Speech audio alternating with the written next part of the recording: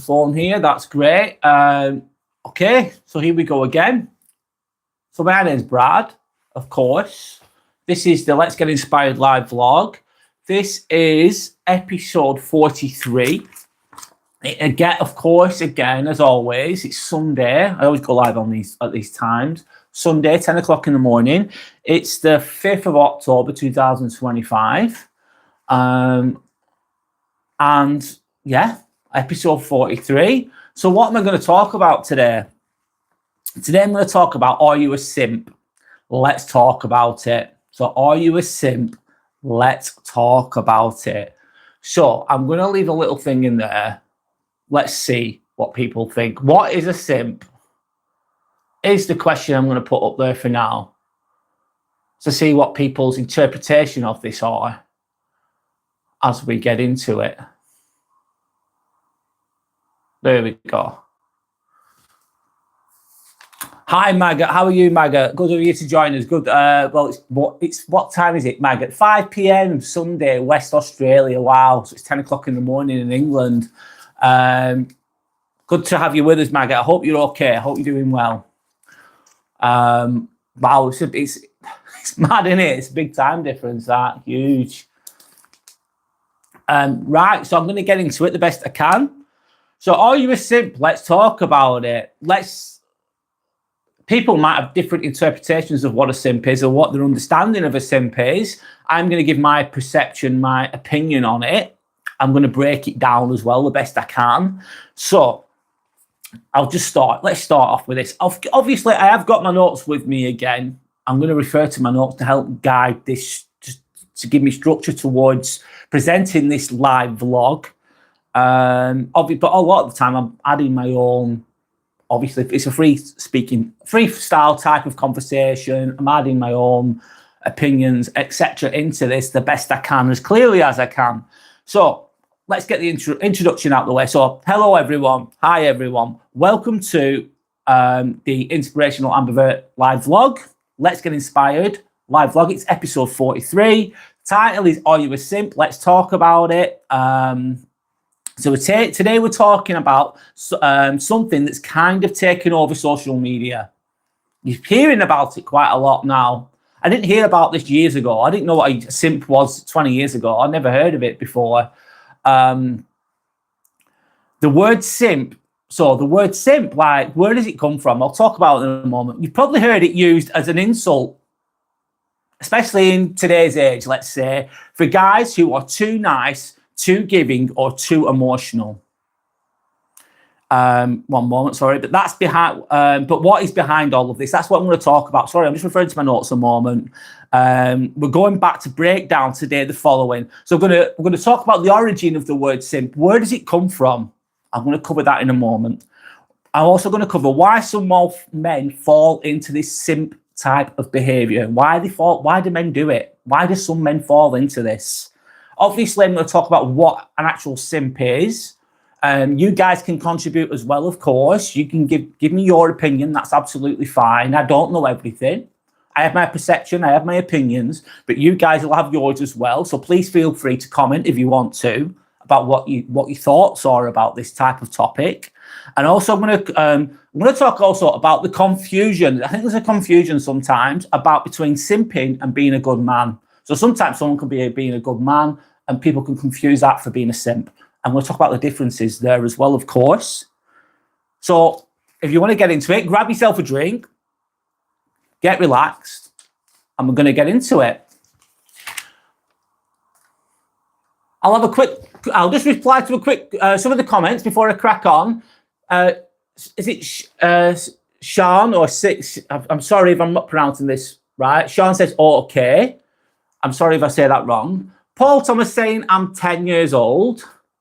Okay, you might be a bit young for this one, Paul, if you're 10 years old. Ultilex is saying, Moyes, Lisa Bart, etc. Simpson. Yeah, Simpsons. Great program. You're going with that bit of wordplay with the word simp there. King Zebulon is saying, sorry to Paul. Don't know what that's about. So anyway, I'm going to get into this now. So what is the origin what's the origin of the word simp? Where does it come from? Simp.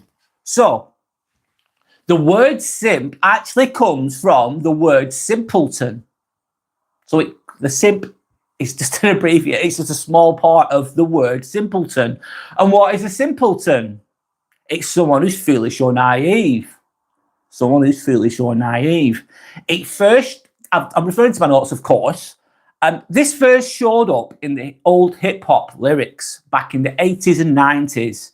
But I'd never heard of this before in the 80s. I'm a bit older. I'm 42. I'm nearly 43, by the way. I'm getting on a bit. I don't remember the word simp in the 90s, let's say. I only recall it in modern times. And it was used, but anyway, it came first in hip-hop lyrics, music. In the 80s and 90s, this word simp. And it was used to describe a guy who would do anything for a woman who didn't care about him. So he'd do anything for a woman, but even if she didn't give a shit about him, he'd still keep giving and giving and giving and giving. Someone who lacked basically self-respect. So being a simp is someone who lacks self-respect and who was just desperate for validation, who's going to keep giving and giving and giving.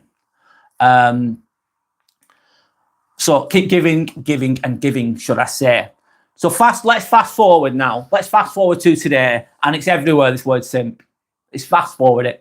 Forget the 80s, 90s now. It's everywhere. But now the meaning has shifted. It's kind of been twisted, it's been turned a little bit. Sometimes people call you a simp just because you're treating someone well.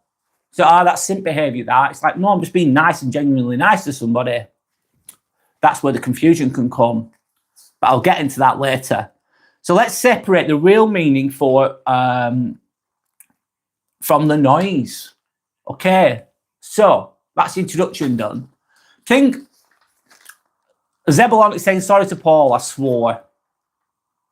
I didn't see you swear, by the way. King Zebulon, or whatever that is. Whoever that is, sorry. Good of you to join us. I'm just going to have a little sip of water. And then we're going to get into this.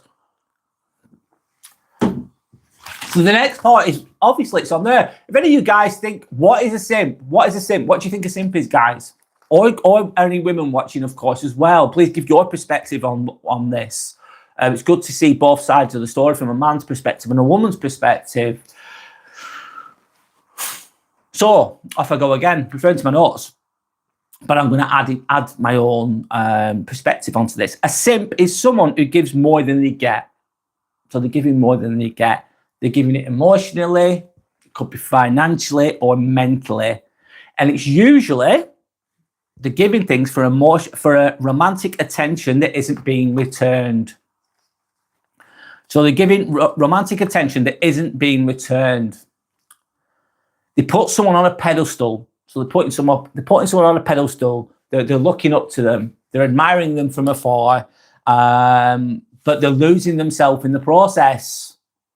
So they're diminishing their own self-worth and then just praising that other person, putting them on a pedestal, basically. The key difference, it's not kindness that makes you a simp. It's when your kindness costs you your self-respect. So I'm going to talk about that a little bit more now. Chubby Seal. Hi, Chubby Seal. How are you? You're saying you. I'm a simp. Do you know what, Chubby Seal? Let's be honest. I'm 42 now. God, I'm nearly 43. Fuck's sake. Getting older, mate. Good of you to join us, by the way. Years ago, in my 20s, I think I didn't know what a simp was in my 20s because that's 20 years ago. This word wasn't really used it wasn't a mainstream word that was used or a term that was used in slang or anything, was it 20 years ago? I'm sure I may age you, of course. But now it is, of course. I think years ago, I have to admit, I think that I did have some of those traits at some point in my life, when I was at a low point in my life, when I was underconfident, when I was going through harder times and I was underdeveloped. So therefore, yes, I agree. I agree. I think I was a simp at some point in my life. Not anymore, though. I think I had some of the behaviours. I think I had some of them. A. Chambers is saying, a simp is you. Explain why. Elaborate, A. Chambers. Elaborate. A simp is you. Why? Why am I a simp? Explain.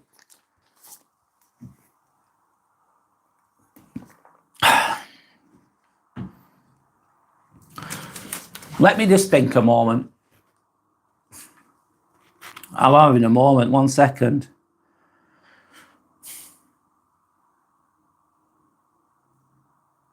I think I've done it a little bit when I was younger. A little bit. I'm trying to think of the past. I'm trying to think of the past there.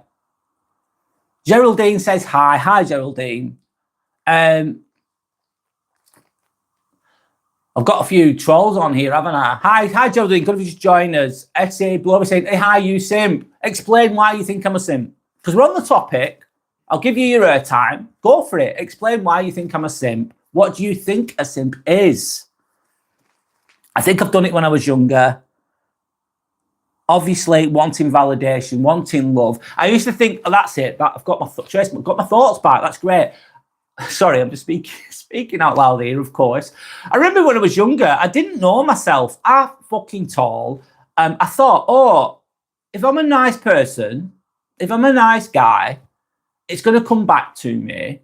Coming from a naive perspective there, though, of course, especially with how people are, it'd be nice to some people. They'll take it for granted. They'll take it for granted. Of course they will. And I thought being a nice person, that's the best way to be. Show kindness, show love, show respect. And some people will, obviously, the right kind of healthy people that aren't toxic will, and someone who genuinely loves you back will appreciate those traits. However, that's not the reality, is it? That's not reality with all people.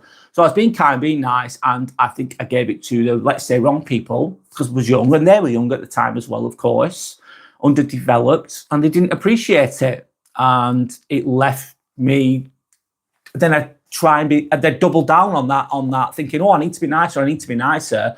But I wasn't getting any self-respect back. I've been in those situations a long time ago, but I have been in those situations. I'm being honest here.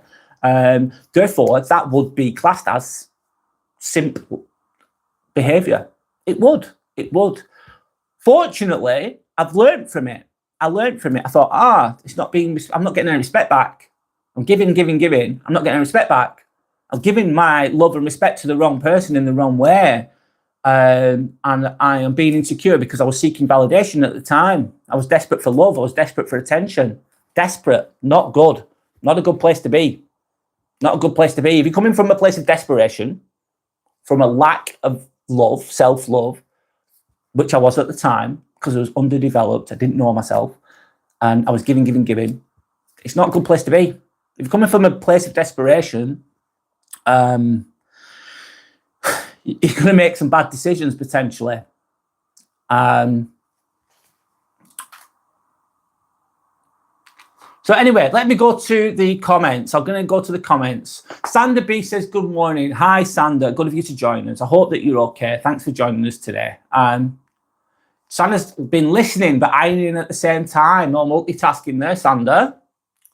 I think things like that, changing topic a little bit, Sander, it can be therapeutic, can't it? Ironing or whatever it is. Some people can find cleaning or whatever task therapeutic.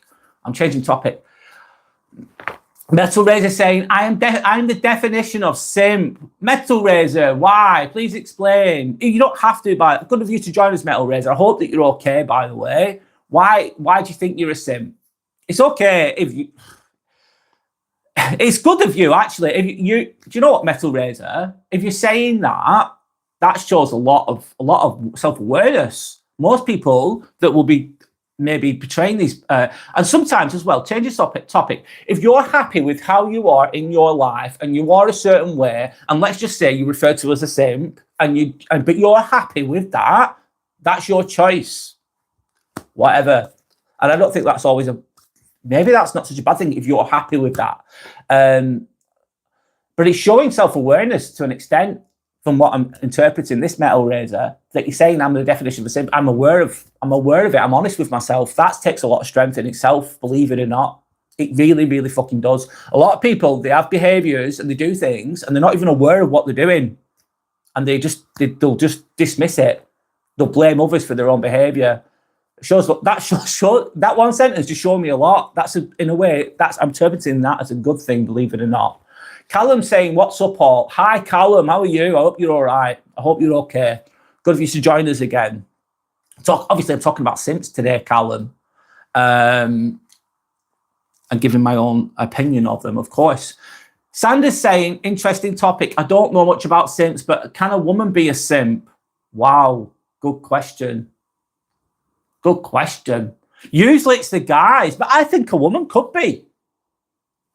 Yeah, I think they could. Do you know what? I didn't even think about that.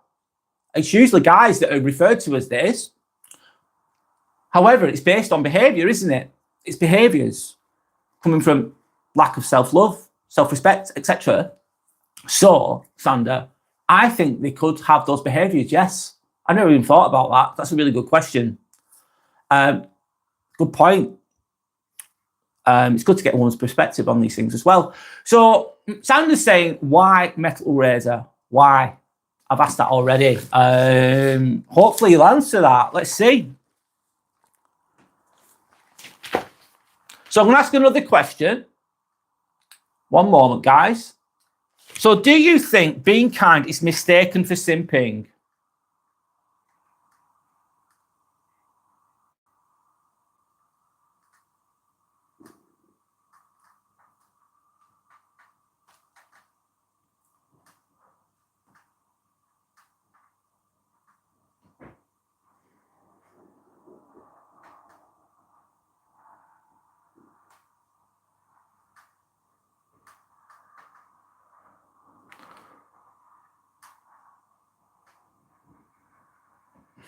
Let's go with that. Do you think that being kind can be mistaken for simping? Well, back to Sanders' comment. Most people won't ask that question, but I really do believe that it's a behavior. It's basically unrequited love, isn't it? Unrequited love. Sorry if I'm saying it. Got a silly comment there. Off you go. Getting a few thingies on there, what they call trolls on there, which is absolutely fine. I just got rid of one. Blah, blah, blah. Usually people say I'm bald, which is, of course, okay. I've changed the topic a little bit. It takes a lot of courage to be on here, you know. Takes a lot of balls, man, because you're exposing yourself to people putting you down, etc. Mason Canavan saying, I like and subscribe. Oh, thank you, Mason. I really appreciate that. Thank you so much. Good of you to join us. My name is Brad, by the way. I appreciate you liking and subscribing. I really appreciate that. Thank you. Anyway, what's my point? I've changed the topic a little bit. I'll go back to this in a moment, but it takes a lot. If you're ever going to do this kind of thing, it takes a lot of practice. When you begin talking on the camera, it's not easy. But you get better at it eventually. And also you've got to be able to not take yourself too seriously. Like John Boyce just saying, you know, Brad Pitt. I'm like, fuck Brad Pitt. Look at this shit. Definitely right, John Boy. I'm not Brad Pitt. My name's Brad, but I'm not Brad Pitt. I'm like a really poor man's version of Brad Pitt. Definitely not. I agree, John Boy. It's true. I am Pilot One says hello. Hello, I am Pilot One. I hope that you're okay. Good of you to join us. I'm going to have a little sip of coffee one moment. Double espresso. Nice and strong. So, do you think being kind is mistaken for simping? Is the question.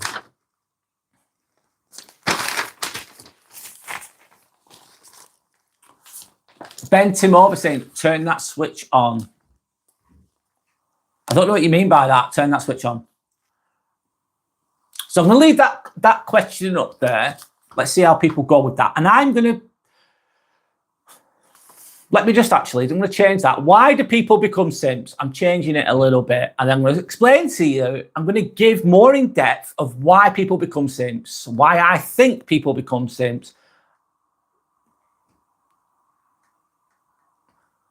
And like we said, why I'll go with people, because Sanders mentioned a really good point though, and a lot of people don't talk about this. It's why do people become simps? Because I think women could be as well. Absolutely. It's usually men that refer to as this. But let's be fair. Let's be fair and objective here. Why do people become simps? Start there. Isla says the first time you have. What do you mean the first time you have? What do you mean? Elaborate. I don't know what you mean by that, Isla. Sorry, Isla. Sorry if I'm saying it wrong. So why do people become simps? Of course, I'm referring to my notes, but I'm adding my own perspective onto this as well. Of course I am. So number one, it's for validation and loneliness. So people are seeking validation and loneliness. A lot of men or people, let's be honest, let's be fair, crave validation. We all like validation. The world is full of approval junkies. I'll say it fucking again. The world is full of approval junkies. We all like a pat on the back. We all like if you've got Facebook or whatever it is, we all like to be liked. We all want a nice pat on the back. Well done. We all like that. We all want validation, of course. But sometimes we like the internal validation. But anyway, so a lot of men crave this validation because they don't get it anywhere else. They're desperate. They're not getting any validation. A lot of men in society, and some women as well, they're invisible. They're invisible. They're just not lonely. They're on their own. They have nothing going on. Nothing. And people just see right through them. And they get very lonely, which is sad, but it happens to a lot of men, let's say that, maybe some women as well. So they don't, so society tells men not to show emotion as well. Don't be showing emotion, don't be crying, don't be a fucking bitch, don't be showing emotion, get on with it, keep working, not to talk about the struggles. Don't be talking about your struggles, don't be complaining, keep working, work hard. This is what they say to men sometimes. So when they get attention, they cling to it. So you're invisible. You're not showing, you can't, no one's listening to you, no one sees you, no one hears you, you're invisible, you're lonely, you're seeking validation, you're coming from a fucking shitty place, coming from a place of desperation, of course. And then all of a sudden, someone comes around and gives you a little bit of approval, a little bit of a like. This could be an example of this, is fucking OnlyFans, isn't it? OnlyFans. And you've got, let's say you've got, example, you've got an attractive woman on there, who's dressed provocatively, let's say, of course, it's only fucking fans. And you've got guys on there, they've got no one, they've got no communication with anyone, and they go into OnlyFans, they pay the subscription, of course, they're paying for this, usually, and you're then conversing with a woman who's responding back to you. Therefore, you're getting some attention. These guys are getting some attention. They're getting some approval. Even if it's being paid for, it's being paid for. You're paying for this approval, paying cash money for this approval, but it's something. It's better than nothing for some people, I suppose. It was where would you look at it? But you're giving, and you're not getting any. It's not genuine love and respect back. It's because you're paying for the privilege of it. It's therefore that would be classed as, in my opinion, would be a very good example of simping, and why another. Basically fits in line with guy's lonely, guy needs validation, goes on OnlyFans, pays for the subscription, gets a bit of a validation back, even if it's just artificial. It's artificial, really. It's not genuine, is it? This person on the other end, who is the woman, let's say, on OnlyFans, wouldn't usually give that person attention. It's only because they're on that format and they're paying for the privilege of it. Anyway, that's my point.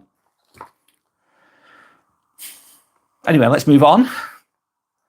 But when attention becomes your drug, when you're fucking you shouldn't be a slave to anything, should you? You shouldn't be a fucking slave to anything or anyone. You shouldn't. But when it becomes your drug, attention becomes your drug. You start giving too much just to keep getting it. So you've no self-respect there. This is with regards to validation and loneliness. I'm going to go back to the comments. Obviously, I'll keep going back to the comments, and then I'll keep speaking as well. I want to include you guys as much as I can. So, Second Lieutenant Brandon Munson. Hi, are you a simp? I think I've had it. If I'm honest, I have explained. Sorry, mate. Trying to explain properly. I have displayed traits like that when I was younger, which I've just discussed before. I was younger, I was underdeveloped, I was insecure. I thought that being nice and being kind would get me love and respect back because I was naive as fuck because I was young at the time. And obviously, some people will genuinely appreciate that and reciprocate that love and respect given out. But obviously, not everyone does that, do they, Brandon? They don't. And I was young and I was naive and I kept giving, and then I'd have relationships where I wasn't getting it back. So therefore, yes, when I was younger, I did display some traits that of a simp. But I didn't know what a simp was back then. It wasn't really a common term then, was it? 20 years ago. I'm showing my age. Anyway, so Sanders saying, then maybe, I'll start again. Sanders saying, then maybe are emotionally damaged and insecure. So they acquire those traits throughout their lives. I've seen a guy at work behave like a simp, but he's not a bad person, just a little lost. That is so understanding, Sander. And I think that's so correct. It's like, if you've got traits of being a simp, let's say, it doesn't mean you're a fucking piece of shit or a bad person. It just means you're a bit lost. And there's some work to be done, potentially, if you want to. This is all personal choice, though, isn't it? If someone's happy with the way they are, or they don't want to work on themselves, then that's on them. That stay as you are. It's okay. If you want to be, you be who you want to be in this life. It takes work, though, to become stronger, to become a better man, to be a strong man, to be a great man. And it's not easy. And we all get lost along the way. I've been lost along the way. I'm still not perfect now. I'm not fuck perfect. But I have the balls to say I'm not perfect. I have the balls to say I've fucked up. I have the balls to say I used to have traits of a simp. Yeah, I did. That's why I can talk about these things. I believe that I can talk about these things. And I think it's very...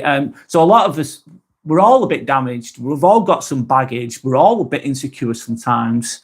And these traits can build up during our lives, which Sanders just said, of course. But it doesn't make you a bad person. No, it does not. No, it does not. That's a really good point, Sander. Thank you for sharing that. It's very, very wise and very true, in my opinion. So thank you. Sander saying hi to Brandon Musen. Hello. Sorry, I can't say that. Mingyun Guy. Sorry.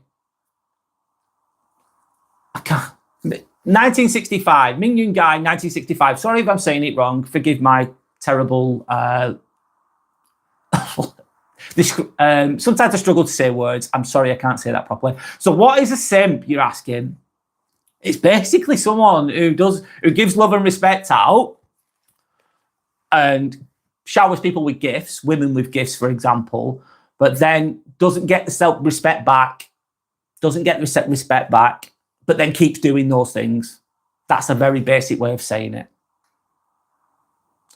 So I'm saying, can simps work on themselves and change this? Yes, they can. I'm going to get into that a bit later. I'll answer the question briefly now, and I'll elaborate on that more later. But yeah, you can. Yeah, you can.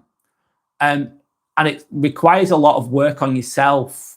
It's like, okay, I'm giving love and respect to this woman. She might be the best looking woman in the world or really attractive, and you really, really like this woman, and she's giving you a little bit crumbs of approval or whatever, and you're giving, but she's not interested in you. She's not interested in you. This is just an example. She doesn't want to fucking know. No matter what you chuck at this person, in regards to gifts, flowers, respect, whatever, they don't want to be with you. This could have been happening for months, and you've got nowhere. There's a 99% chance that that's going to continue if you keep doing what you're doing. So what's the definition of insanity? You've heard all this before. Einstein, of course. The definition of insanity is doing the same thing and expecting a different result. So you're not going to fucking get anywhere with this woman, for example. You need to stop, have some self-respect. It's not going to happen. You're in the friend zone or whatever it is. And a simple way of working on this is working on yourself. Thinking, right, I'm going to work out. I'm going to look after myself physically. I'm going to go to the gym. I'm going to become more active. It could just be walking more, whatever it is. I'm going to work on myself emotionally. I'm going to do some shadow work. I'm going to look at my insecurities and thinking, why do I behave like this? Why am I like this? Why do I lack self-love? These are really hard questions to ask yourself. Most people don't fucking do it. Therefore, they end up stuck. They're stuck. You don't want to end up like that. But you're working on yourself emotionally, which takes a lot of work. You're working on yourself physically. Really, that's the quickest one you can work. And obviously, physical and mental are linked. So you work on yourself mentally. That could involve reading. That could involve just self-love, self-respect. Work on something. Think, what do I want to do in my life? Focus on yourself. Focus on achieving. And don't be so fucking desperate just for crumbs of approval from someone else. Give yourself your own self-approval. It's a very brief way of explaining that, Sander. Second, Lieutenant Brandon Munson saying, I blame the immigrants. I don't get that. Sorry. Why? Actually, I'll give you the benefit of the doubt, Brandon. Why do you blame the immigrants with regards to this simp thing? I think that's a different topic. But elaborate if you want to. Sander's saying, Brandon, either genuinely engaged in the topic or you're out, I'm afraid.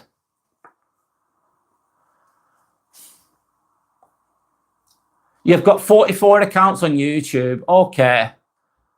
That's probably saying that, Brandon, are you probably engaging like troll type behavior? Probably quite lost by the sounds of things. I hope that you're okay. I'm going to give you a bit of love and respect there.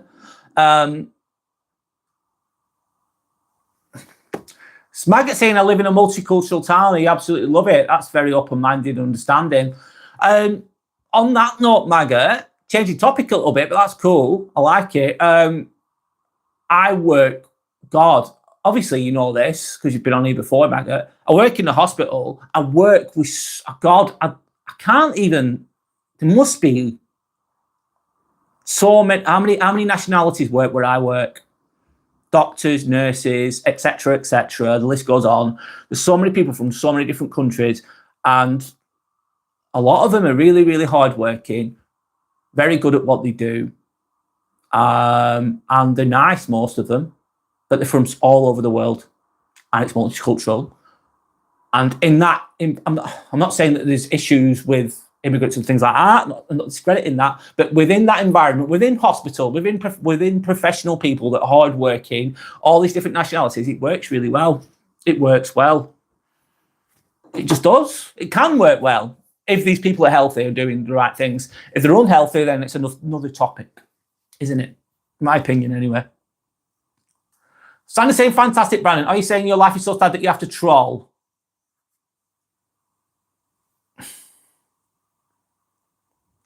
Sandy's saying, hi, Maggot. Second, Lieutenant Brandon. Excuse me, Sander. I am a multi-YouTube personality. I am not trolling. Sander says, sure, Brandon.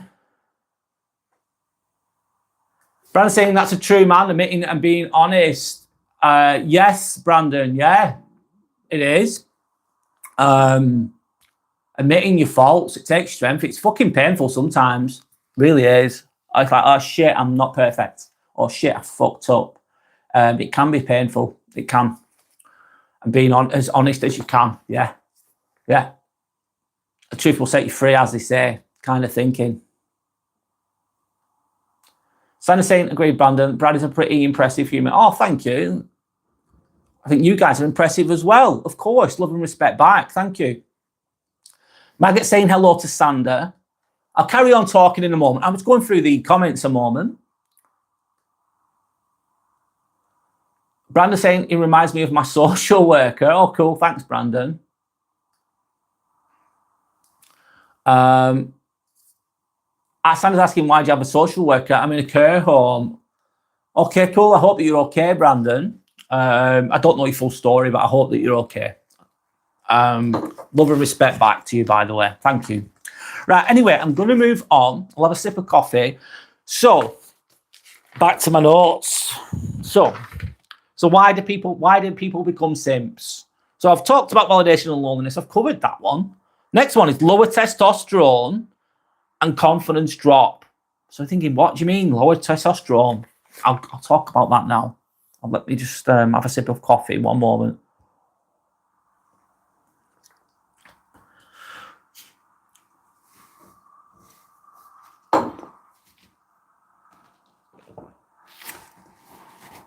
Sorry about the slurping noises, which probably doesn't sound very good, but I need to drink.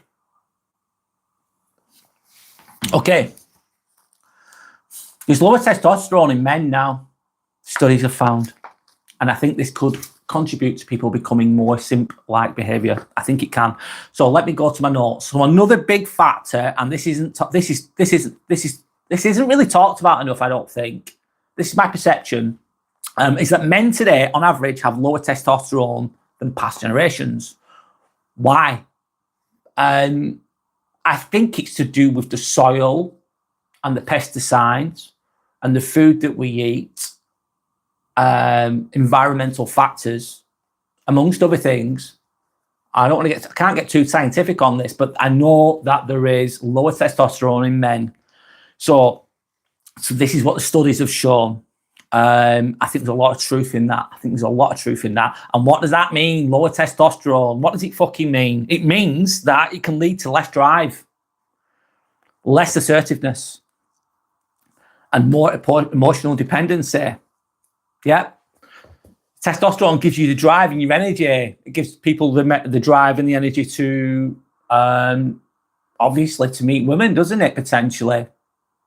But if you've not got a sex drive there, it's not going to be there as much. It's more placid, more subdued men. There's a lot of factors that have contributed to this, all of which can make it easier to fall into simping type of behavior. It can. More playing a bit part role, playing the simp role, not being a leader really, not having the energy or the drive or the want to do well in the world, just to take the easy road, to take the soft path, let's say, the easy path. It's not about being weak, it's about how modern lifestyles, stress as well, poor diet, which I've said, poor diets, I think that's linked to it. God, yeah, that's one. It's poor diet, a lot of it. It's the food that we eat, highly processed, shitty food, vegetables that have got loads of pesticides and stuff on them. I can't speak too scientifically on this because I don't know the full science of it, but I do know that the testosterone levels are lower overall for men. I think that's throughout the world, throughout a lot of the world, the Western world. Another one is lack of exercise, and social pressure can affect men's confidence and their energy.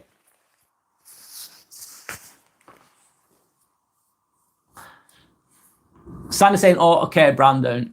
Then I'll go back to the notes. Brandon's saying, it's the curries, mate, making us all weak. Curries are nice, Brandon. They are. I like some curries if they're done correctly. It depends on the actual quality of the ingredients, so I suppose. I don't like really hot curries. I'm changing the topic a little bit.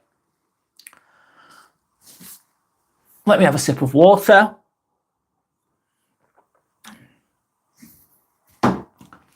Mariam saying, you're here for the eyes. Oh, thank you. Hi, Mariam. I hope that you're okay. Thanks for the compliment. Brandon's made a good point. Thanks, Brandon. They've got water in them, and that water has fluoride. Fucking bang on. I didn't think of that one, Brandon. That's a good point. That's one of the factors. It's to do with diet, of course, water, fluoride in the water. I think there's so many factors yet that's lowering testosterone in men.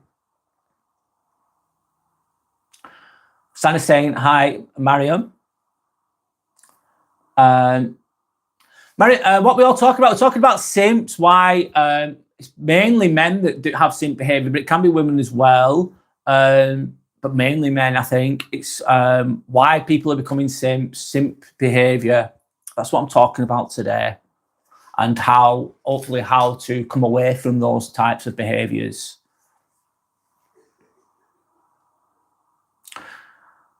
Brandon saying, I'm clever, me. Good to be intelligent, Brandon. So Mariam says hi to Sander.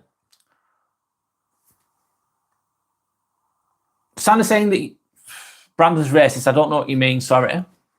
And Sander's then saying, we're talking about simps, Mariam. So yeah, lower testosterone because of the diets. I'm going to move on.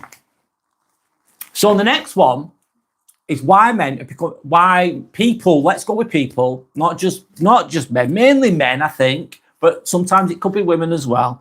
So why are people becoming simps? Another reason is, One moment. Let me just go to the comments and then I'll talk in a moment. So Brandon saying, my best mates are black. Okay. So you're not racist. That's cool. Mariam saying, so here's the thing. I'm not that educated on slangs, but doesn't simp mean someone who's whipped for someone, or am I wrong? Mariam, simp comes from the word simpleton. It originates from the word simpleton, which means basically, I think it's, let me go back to my notes again. It's someone who's foolish or naive. And it's someone who gives out loads of respect, loads of love. So imagine a guy and a woman, and he's buying her loads of flowers. He's showing her love and respect. He really likes her, whatever. He wants to get with the woman, let's say. He wants to have a relationship with the woman. And the woman's just taking all the gifts, taking all the love and respect, but not giving it back. He's no chance of getting anywhere with this woman. He's in the friend zone, let's say, marry him. He's not going to get anywhere. But he keeps doing it. He keeps doing it. Even though he's not getting any self-respect back, he's not getting anything back. He just keeps giving. That is simp-like behaviour, basically.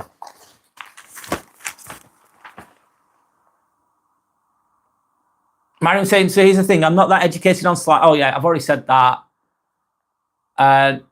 Maggot saying, I haven't touched tap water for 6 years. Hopefully I'm decalcified. Yes, it can calcify the, what's it called? The third eye as well, isn't it? The pineal gland. If you're going down that type of thinking, Maggot, should I say. How do you achieve that, Maggot? That's a good point. How do you achieve that? What do you do with your water to achieve that? What kind of water do you drink, and how do you take out the fluoride, for example? I don't know exactly how you do that. Mariam saying, I'm not English, so I was confused for once. It's okay, Mariam. It's all good. Thanks for joining us, by the way. So this one is a big one, in my opinion. I'm going back to topic. The society is showing men as weak or disposable. Society is showing us as weak and disposable. How is it doing this? Why? So let's be honest. The way that men are portrayed in modern media does not help. Does it? Fuck. The guy's always the dumb guy in the films, in the movies, or in the series, or in the sitcoms, or in the adverts. The guy's a doofus. He's a fucking idiot in media sometimes, or he's a submissive, weak guy every fucking time. Look at all the movies now. The guy's not the main character. The guy's not the strong one. He's just an idiot a lot of the time, or he's portrayed to be an idiot. And this could subliminally influence people's thoughts on who men are and what men are meant to be. It could influence our behaviour potentially. Media, of course it can. So in sitcoms, ads and movies, men are often shown as clueless, lazy or unnecessary. Clueless, lazy or unnecessary. Weak, basically. Our media is portraying men as weak, and a lot of the time, I believe. Not all the time, but a lot of the time. So the strong, dependable masculine role has been replaced by the comic relief or the background character, the bit part character. Over time, this messaging can sink in. Of course it can. I'm referring to my notes to be open and honest, and then I'm going to add some perspectives onto this. Men start believing that their only value is in pleasing others instead of leading, protecting, or building.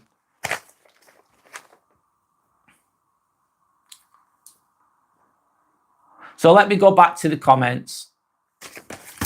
So I'll go back to the comments in a moment, sorry. So yeah, we're portrayed as weak, aren't we? A lot of the time in these movies, man. Have you seen some of them? God. And it's also, on that note, it's like, when I hear a man say this, I think, fucking hell, sort your life out. And this is what some men say. Oh, I better ask the boss. I'll speak to the boss. Like, I don't think that's a good thing. I really don't. I don't think anyone should be the boss. I think you should work together. You know, partnership is a team. Man, woman, or it doesn't matter what your sexual preferences are. You're a partner, whatever. You're a fucking team. Work together. They might lead on some things. You might lead on some things. I don't think it's fucking healthy to have someone who's the fucking boss who says, you do this, you do that, and then the other person's the doormat. That's dog shit. That is fucking dog shit. That's not me. That's a shitty dynamic. And I don't like it when I hear men go, oh, better speak to the boss. Oh, It's like saying, I can't tie my own shoelaces. I can't wipe my own fucking arse. I'm an idiot. I better speak to the woman. She's the boss. She'll tell me what to wear today. She'll tell me how to. She'll tell me how to. She'll remind me to tie my fucking shoelaces. Basically, I'm a fucking idiot. That's what that says. I'm a fucking useless idiot. Do you want to be that guy? Do you fuck? So when I hear that, I think that's not good. I better speak to the boss. No, piss off, basically. Another one is, oh, I've got man flu. I've got man flu. It's like, I think that's bullshit as well. I think it's just a saying to make men look weaker than they are. I don't agree with it. That's me. It's like saying, oh, I've got a little bit of a cold, so I'm going to shrivel up in bed. I've got man flu. I can't handle having a bit of a cold. I've got a snotty nose. I've got a cough. So I'm going to make it out as though it's like I've got the plague and I'm dying. It's like, I don't think men do that mostly. I don't do that. No, I've got a cold. I feel a bit down. I'll still go to work. I'll still get things done. I'm strong, whatever. Man flu is another way, in my opinion anyway. That's my perception of it. So anyway, I'll go back to the comments. So yeah, and I think media, anyway, back to my point. Media is just displaying men as weak in a lot of programs, man. It is, it really is. I'm having a sip of water. Let me go back to the comments. Maggot catches water. That's very interesting. Maggot, most people don't do that. From the rain, of course. The sky to clear here. That's different, Maggot. Interesting. Very self-sufficient. I think you're very, by the sounds of it, you're very self-sufficient anyway. But you've probably got a lot of bloody skills that people don't have, Maggot. I think we've lost a lot of the skills that you have, by the sounds of it. You're living off the grid, aren't you, Maggot, I think, in a lot of ways. I don't know the full ins and outs, sorry, but I do think you're living off the grid. If I correct me if I'm wrong, and you're very self-sufficient, and you're in a very good fucking place, man. You really are. I'm a little bit jealous in a good way, in a positive way, not in a bad way. I'm a bit jealous of you. Getting away from the matrix, from the whatever you want to call it. Anyway, Mariam said easily because men are raised to be tough. They weren't raised with love and coddling, so they're trying to gain that from someone else, and a lot of women take advantage of that. Mariam, you've just hit the boom, home run there. Hit a home run. We're raised to be tough, and they weren't raised with love and coddling. Yeah, and so they're trying to gain that from someone else because there's a lack there inside themselves, potentially. We all have that sometimes. But some women, a lot of women will take advantage of that. That's a toxic person, isn't it? Toxic woman would do that, for example. And anyone that takes advantage of your kindness, if anyone who takes advantage of your, you're a kind, lovely person, and they're fucking taking advantage of that, you've got to have the confidence to think, no, I don't want that. It's not good enough for me. I deserve better than that. That's coming away from this simping type of behaviour. Like, this is not good enough. I've got too much self-respect. I'm giving you kindness and love and respect, and you're just fucking taking advantage of me, basically. Basically, what's that person doing? They're taking the fucking piss out of you. They're taking you for a muppet. Like Mariam just said, they're taking advantage of you. They're taking your kindness for a weakness. That's not a good person. Don't put your time and energy into those things. That alone, easy said than done sometimes, because people are they're so desperate for love and validation, they keep doing this. That is simping. Get away from that. Is it easier said than done? Yeah, it is. Yeah, it is. It takes a bit of work on yourself. It's having the fucking courage to think, do you know what? I'm going to be on my own. I'd personally rather be on my own than have someone who's taking advantage of me. A woman who's taking advantage of me, who's using me. I'd rather be on my own. I've got too much self-respect. I think, fuck that. I deserve better. Sorry, I'm going on. But there you go. Sanders saying, Mariam, simps are men who are emotionally needy. You're saying it very well there. And do everything to get attention from women, in short. Yes, Sander, that's a very good paragraph to explain that. Thank you. Brandon's then saying, look at WWE. Okay. Rhea Ripley acting like the boss man and treating men like Simpson or national television. Brandon, you've just taken, basically, Brandon, you've given a very good, specific example of that. I don't follow wrestling anymore, but I'm familiar with Rhea Ripley, let's say, but you're giving a very good example. She's acting like the boss man, and the other people are just simps. They're just bit part characters in that situation. That's a good example. And there's so many examples as well with regards to media entertainment, let's say. Maggot saying, I've spent the last 3 days planting seeds. I usually have enough to get through the year. That's not including the fruit trees. Whilst, again, back to one point with regards to Maggot, he's just changing topic, but it's good. It's good. Yeah, you just basically got your own garden, mate, creating your own food. Yeah, that's amazing. We need more of that in the world, Maggot. We need more people doing that. There's so many don't. I don't do these things that you're doing, Maggot. I think that's what we used to do, isn't it? More people used to do what you're doing, Maggot, but it's less so in the modern age. I hope the world goes back to I hope the world going forward goes to more of what Maggot's doing. He's planting his own seeds. He's catching water. He's making food that's naturally grown, organic food. Water. He's catching water that doesn't have fucking fluoride in it. It's positive. The world needs so much more of that. It really, really does. And yeah, anyway. Sander's then saying, Mariam, wow, yes, bingo. I agree, Sander. Mariam hit the nail on the head there. Women indeed take advantage of those traits in men. They're definitely used sometimes. This works both ways though as well. Men can use women.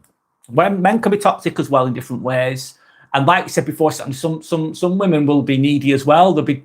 Some women can have traits of simp behavior as well towards a man, for example. So it could work the other way as well. But it's not well taught. It's not commonly discussed, that switching the roles there. But as a person who's going to use you and take advantage of you doesn't truly love you or respect you. They don't. They're just fucking choosing you to see what they can get out of you. You don't want that shit.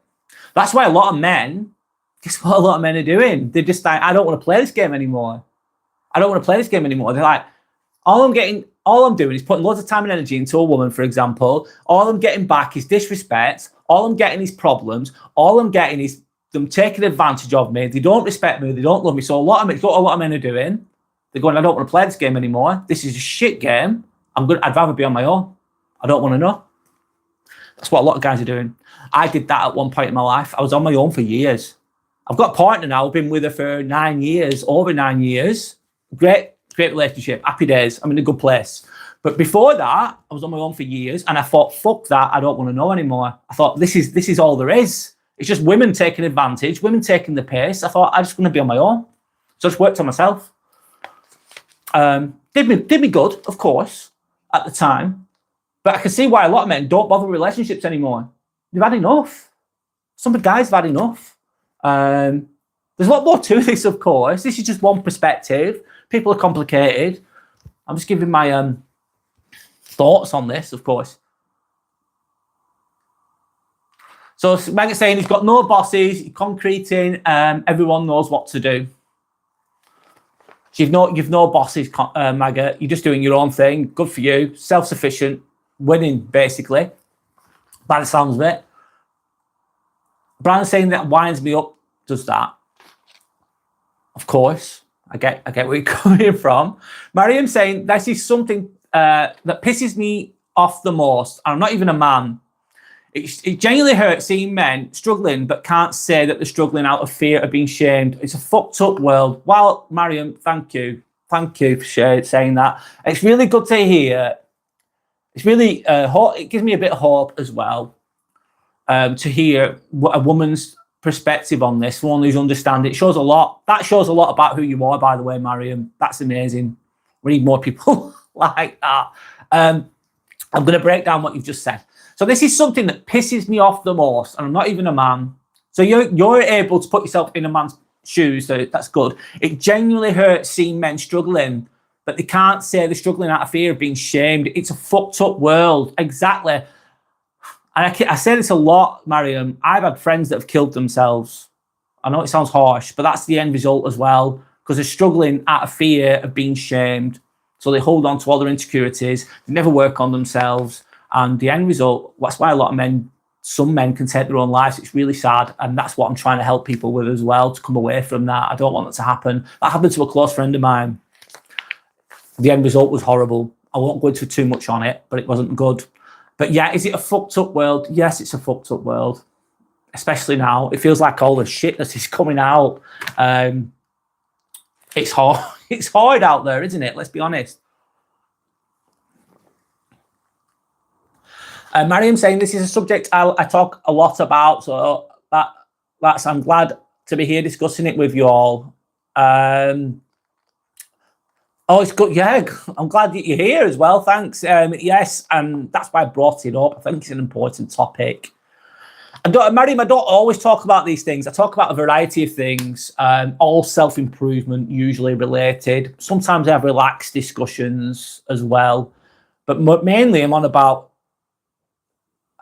men and women just becoming more aware, becoming more, raising your vibrations, isn't it? It's growing through the suffering. That's what I'm about, growing. Usually that is going to include some suffering, but growing, becoming healthier, becoming stronger, becoming a better human, a better person, man or woman, it doesn't matter. That's what my channel's about, really. But yes, this is it's an important topic. Yes, absolutely. A lot of the time as well, what happens to guys is that you've got these people taking advantage of you. You've got simps taking advantage, not simps taking advantage of you, sorry. You've got women taking advantage of you, and they're not nice women, let's say some women, not all. Some are lovely. Some women are amazing. Some women will take advantage of you, and they're not nice, and then they can hate women, and that's it. It's all the woman's fault. That's not taking responsibility though, is it? Nope. You've got to work on yourself, become the person that you want to attract, really, in a way. Work on yourself, self-love, self-respect, and then eventually, hopefully, more than likely, if you're working on yourself and you're focused, people will come to you. You'll attract people. They'll smell it. They'll smell the confidence on you. They'll smell the positivity on you, and you'll have self-respect. So you won't go down certain roads. You won't go down certain roads where you're getting disrespect. You won't accept it, and you'll attract the right type of people, in my opinion. But this takes time and a lot of work. But thank you for your contribution, Mariam. Thank you. Anyway, so standing saying, Mariam, that's amazing. I agree. I'm the same. It pisses me off too. It's good to hear this from women, by the way, as I've already said. Thank you. And all I see is women complaining about men. Yeah, he's a bastard. Another one on that note, Sandy, you just remind me something. Have you ever heard? Oh, I've heard this so much. I hear this so often. And it's a lot of the time, it's a woman will be at work. She'll be in a relationship with a guy, and all she'll do is slag him off like he's horrible. And they just complain about the men. And it's almost like a trending, cool thing to do. It's like, that's your partner. That's meant to be your best friend, and you're slagging them off. Like, you might probably don't have a great relationship or whatever it is, but I think it's really sad. Like, you're getting they're beating the man with a stick all the time. I don't think it's good, man. It's like it's trendy to put men down sometimes, of course. Maggot saying, I do a bit of volunteer work on the side, and men are in a bad way at the minute. Yeah, they are, Maggot. God, you've seen it firsthand. Can you give some examples, please, Maggot, on that? So what kind of volunteer work do you do, by the way? That's interesting. What do you do? And give an example if you can, Maggot. No pressure, by the way. You don't have to, but if you can, that'd be great. Dad's in distress, it's called. Wow. Dad's in distress. Yeah, guys can get it it can be a bad scenario sometimes, can't it? A lot of the time as well, the guy might be working his ass off. He might be in a family dynamic. Let's say this person's a good man. Let's go with that scenario. Of course, men can be bad. That's another topic. And I'm not discrediting the bad ones because they exist in the world. Of course they do. Let's not be naive. But the guy's in a family dynamic. He's working his ass off. He works loads of hours. He's keeping the money coming in. He's trying to provide. He's trying to protect the best he can. and the relationship breaks down for whatever reason, and the family dynamic is obviously affected, the guy then can't live there anymore. He has to move, even if it's his own house, even if he's paid for that house. A lot of the time, the guy has to move out. He has to get his own place, which is a fucking ordeal in itself, I can imagine. That could lead to men being in distress there, and then they can't see the kids anymore. And it depends on the situation. It's very complex. But if it's a woman that's taking advantage of him, for example, which happens a lot, she won't let him see the kids. But she'll get him to pay for the kids, but he won't be able to see them. And he'll feel like he's on his own. Sorry, I'm giving a little example there. I'll keep going with the comments. Mariam saying, no one can ever take men's mental health seriously. No, it's like it's shut the fuck up, man up, don't be a bitch, don't be crying, that type of thinking. And I'm sorry, go back to Mariam's point, and that's how you know you pick the right friends to be around, because the right friend won't drag you down or shame you for it, but stand by you. Absolutely correct, Mariam. Absolutely correct. One moment, let me just have a sip of this tea. I'm just having a little rest, sorry. I'll go back to your comment in a moment.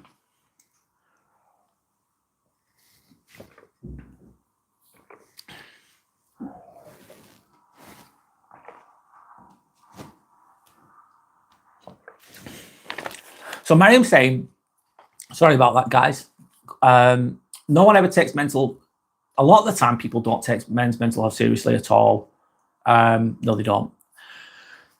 I'm not saying break down and cry like an emotional wreck all the time. It's just, it's balance. It's having a little bit of that venting out, isn't it? A little bit. It's good to be stoic. Sometimes that term man up, a lot of the time that can be a good thing, in my opinion. It's like you've fallen down, you've made a mistake, you're tired, it's winter, you feel a bit ill, you've got to go to work. Sometimes I say to myself, man up, Brad, fucking get on with it. And sometimes that's a really good thing. However, too much manning up, ignoring all your emotions, never having a problem, never letting anything out ever is really bad, in my opinion. You've got to let a little bit of it out, but in a controlled manner, ideally, in a controlled, supportive environment, let's say. So anyway, I'll go back to Mariam's point. And that's how you know you pick the right friends to be around, because the right friend won't drag you down. The right people won't do. Ideally, if you've got a woman who genuinely loves and respects you, you're in a great place. You're very lucky to have that. Hard to find these people sometimes, men and women, whatever. If you've got the right person around you that loves and respects you, that has true empathy, true respect for you, you've got a winner there. Don't let them go. Look after those type of people, and like Mariam just said, they will stand by you. Ideally. Tanner's saying hello. Hi, Tanner. How are you? Hope that you're okay. Good of you to join us again. Hope that you're all right. Maggot's saying I answer the phone. Oh, you answer the phone. You speak to someone on the phone, like a helpline kind of thing. That's great. Maggot's then said it's meant to be 4 hours every second day. But I tell them you can ring 24 hours a day. That's really good, Maggot, man. You're really helping people there massively. That's a great thing, Maggot. Great thing that you're doing. Mariam saying, I'm glad to see a man talking about it like this. You're on the right headspace. Bless you. Oh, thank you, Mariam. Thank you. Thank you. Appreciate that. I'm trying to be the best I can with this, Mariam. I don't know everything, though, of course. But I try to be honest about my perspectives, of course. Thank you for contributing as well. It's not just me here that's talking about, obviously it's me talking about these things on here, but it's you guys as well. It's like a collective consciousness. This is collective consciousness in a way, because it's just me speaking about a certain topic, but you guys are adding so much value and perspectives onto this. It's really helpful. It's really good. And that can expand the mind more positively. Even if it's just a few people, it doesn't matter. I think it's a positive thing. Anyway, let me carry on.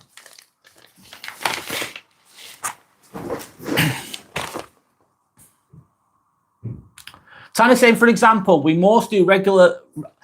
Sorry, one moment. Tanner is saying, for example, We mostly do regular certain things, such as house chores, if we want to get along with each other throughout our relationship with our partner. Yeah, you help each other out.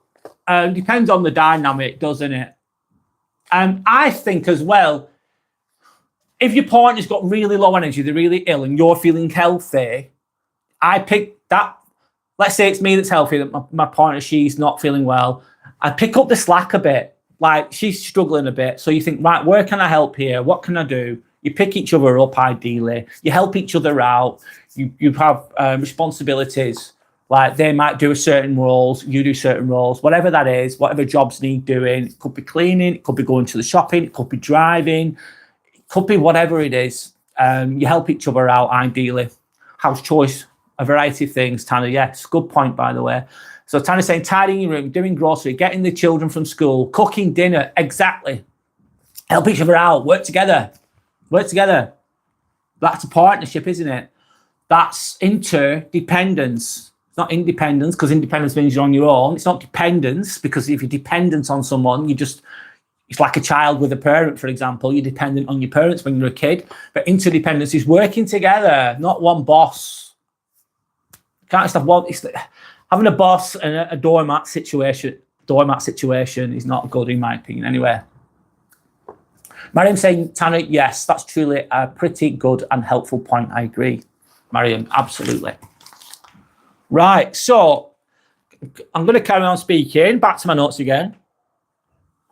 Of course, I'll go back to the comments once that arises. But anyway, so a lot of the time, with regards to why do people become simps, is women feel like they don't need men.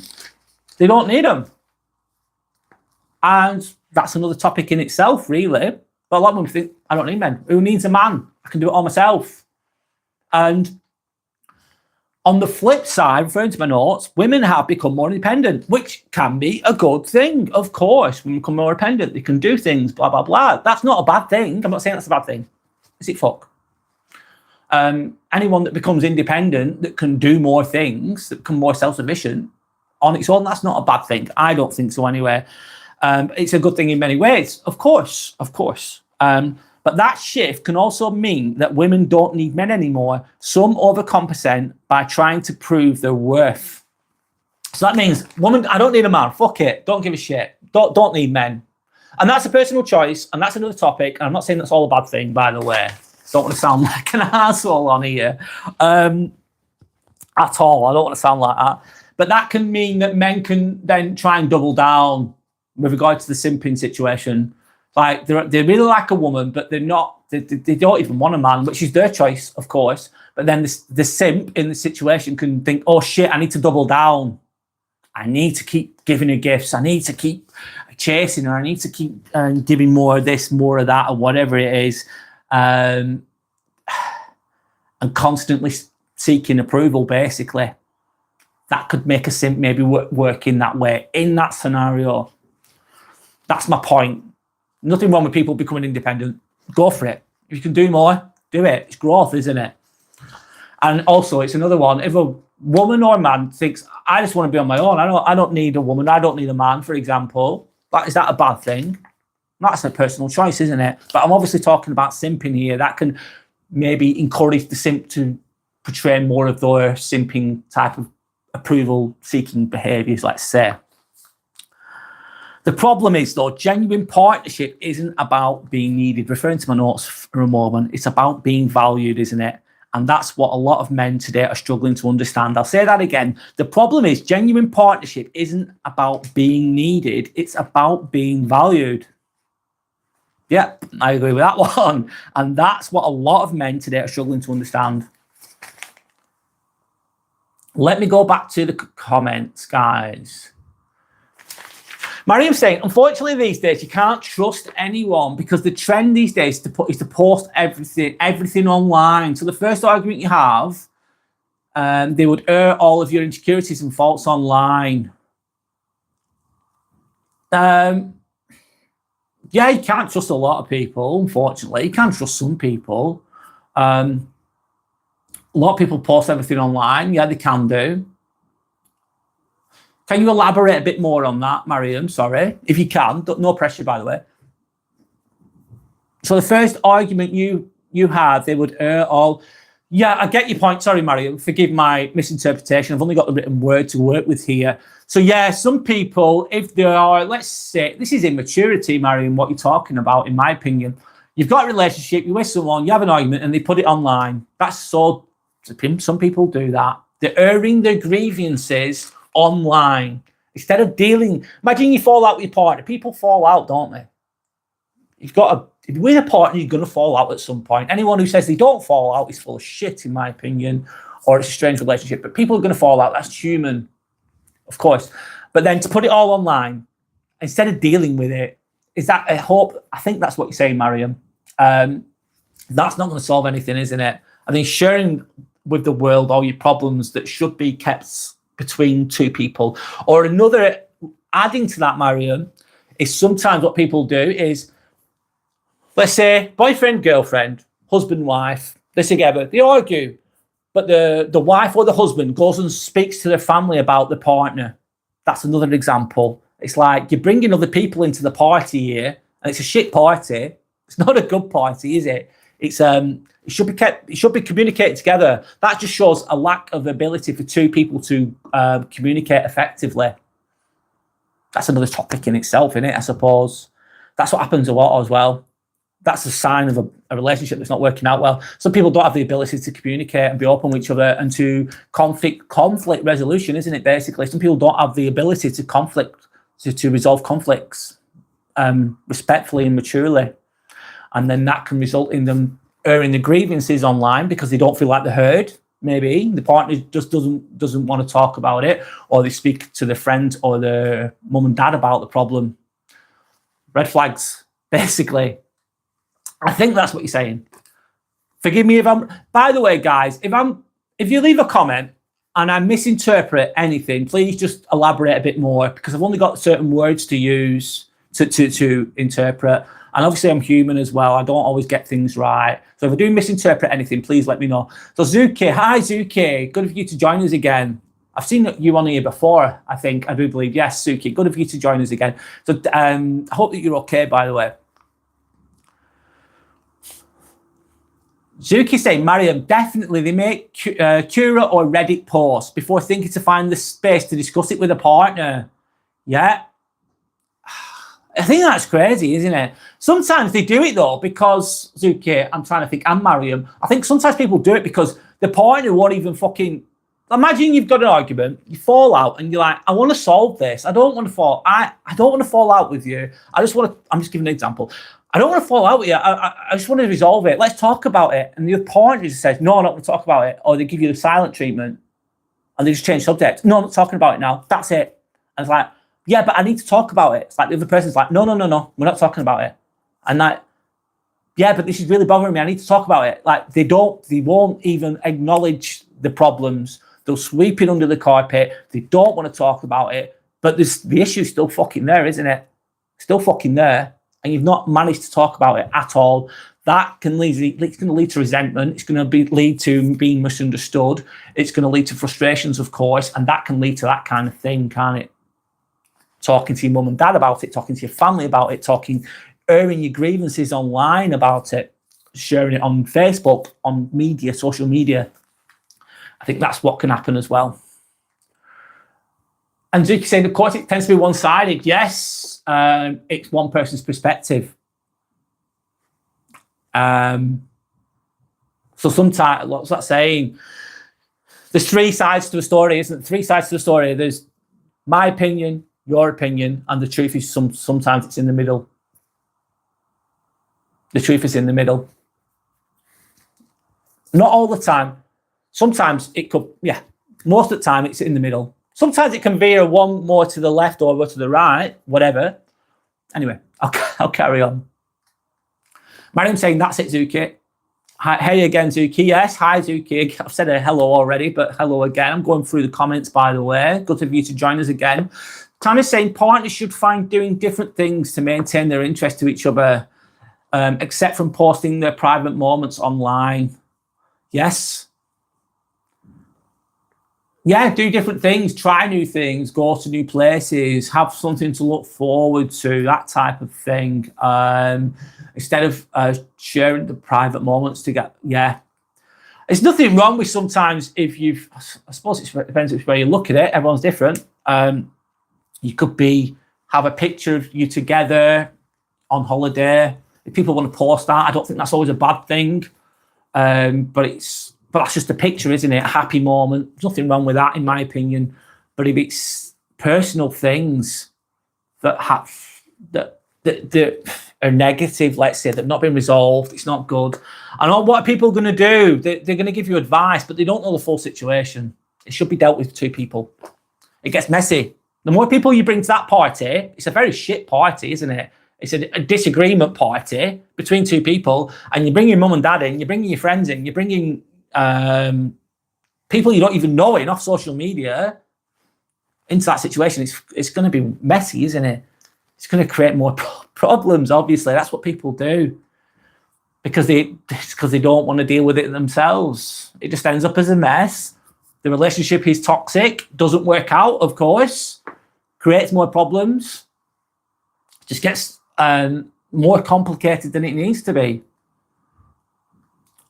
Is this what people do? Like you guys have just stated? Of course it fucking does. Happens a lot.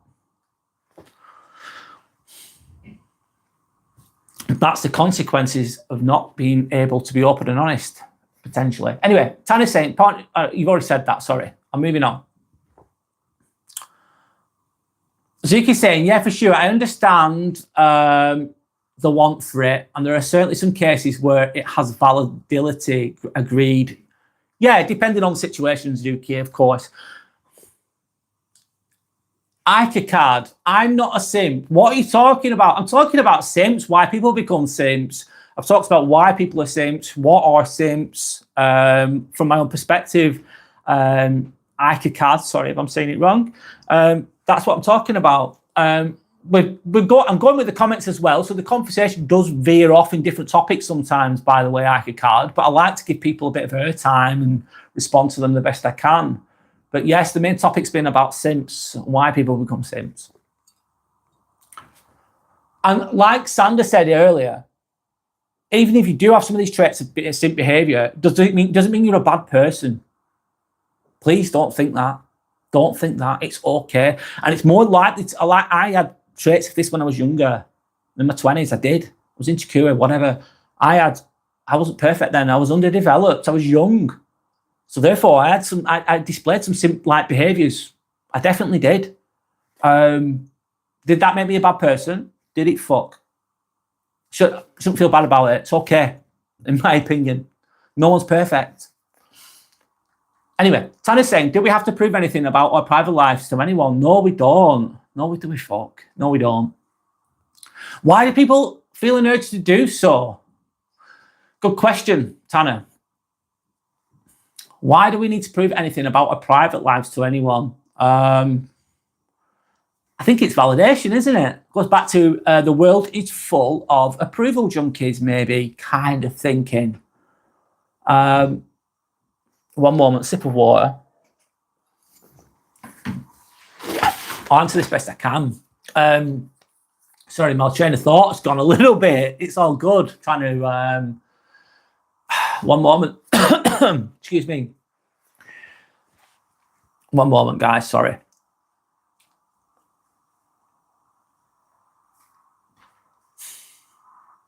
I've gone quiet for a moment. Sorry. It's hard to talk sometimes, but I'll get back on track with my train of thought. Why do you have to prove anything in private life to anyone? I don't know. It's personal. It's probably personalised, isn't it? With regards to that, I don't see the point. I think it's coming from insecurities a lot of the time, Tanya, deep insecurities of not feeling heard, not feeling seen, wanting approval, wanting attention, coming from a place of lack, coming from a place of fucking desperation, potentially. That's why people will be urged to do that. And like I said before, if you're in a relationship with someone that doesn't want to talk about their problems or anything, then you've got to find another way of maybe dealing with that. You can't talk to your partner about it, so you find other people to do so, and that can lead to sharing things on social media or whatever that's private. Sometimes it's just lack of self-awareness as well, lack of intelligence to an extent as well could contribute for those urges. Emotional intelligence, just coming from the place of insecurity, basically, isn't it? You're desperate to share private life online and stuff like that, private issues, because you've not got, because these should be done in-house. They should be done in-house, shouldn't they, between two people, but they're not. It's just, that's the consequence of not sorting shit out, basically. Sorry to be very crude there. Mariam's saying social media is the killer of a relationship. It can be, yes. I agree, Mariam. Either people compare their lives to others or post their most private, intimate photos, conversations online for validation. So it can be a killer of a relationship, absolutely. And comparison, Mariam, is, I always said so much, but I really like this saying because I keep saying it. Comparison is a fucking thief of joy. Comparison is the thief of joy. Comparing yourself to others. And it's also, you're comparing yourself to someone's Facebook page or whatever it is, Instagram page.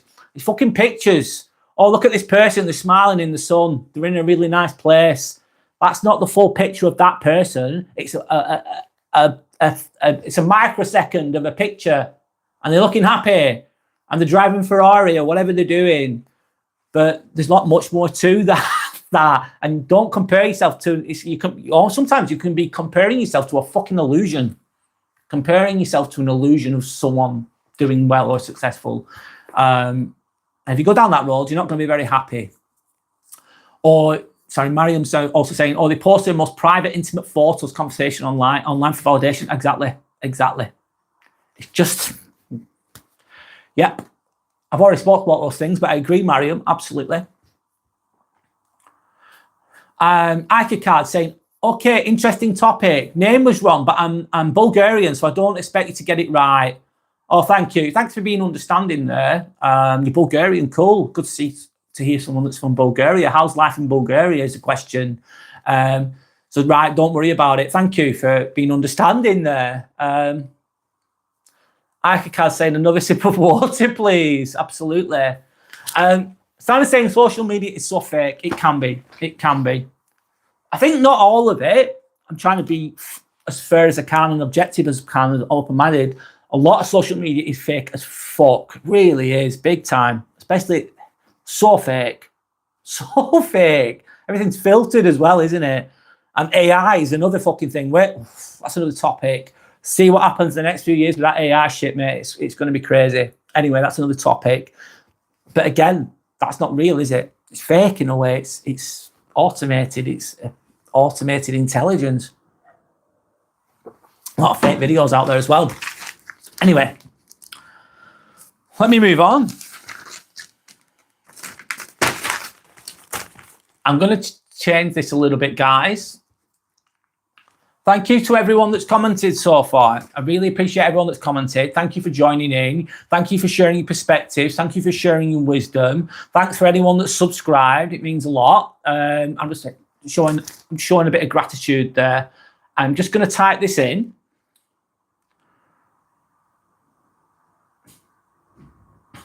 And then I'll carry on talking, of course.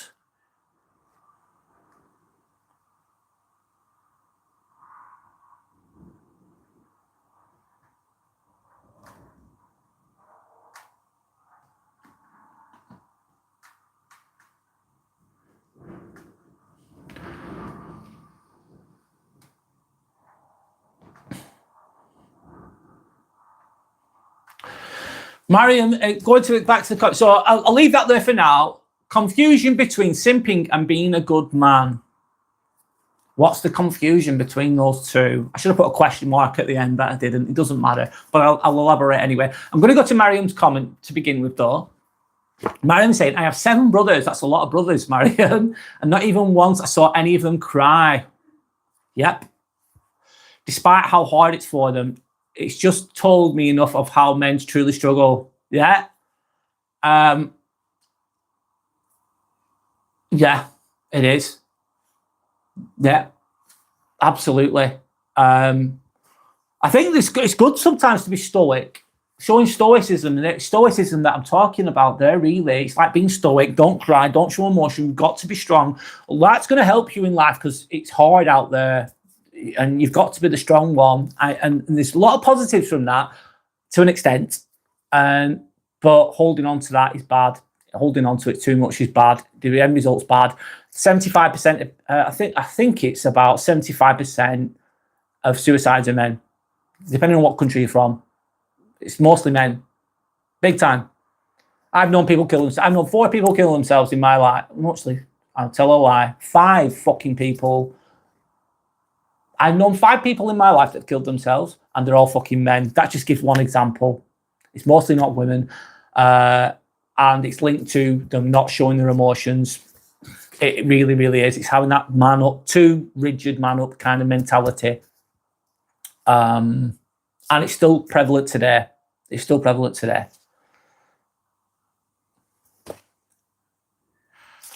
It's kind of saying Marion, wow, 7 brothers. Were you, who was the oldest? Were you I'm assuming, Marion, you was in the middle somewhere, I'm guessing. Forgive me if I'm wrong. Were you the oldest, the youngest, or in between? That's a lot of brothers. I hope they looked after you.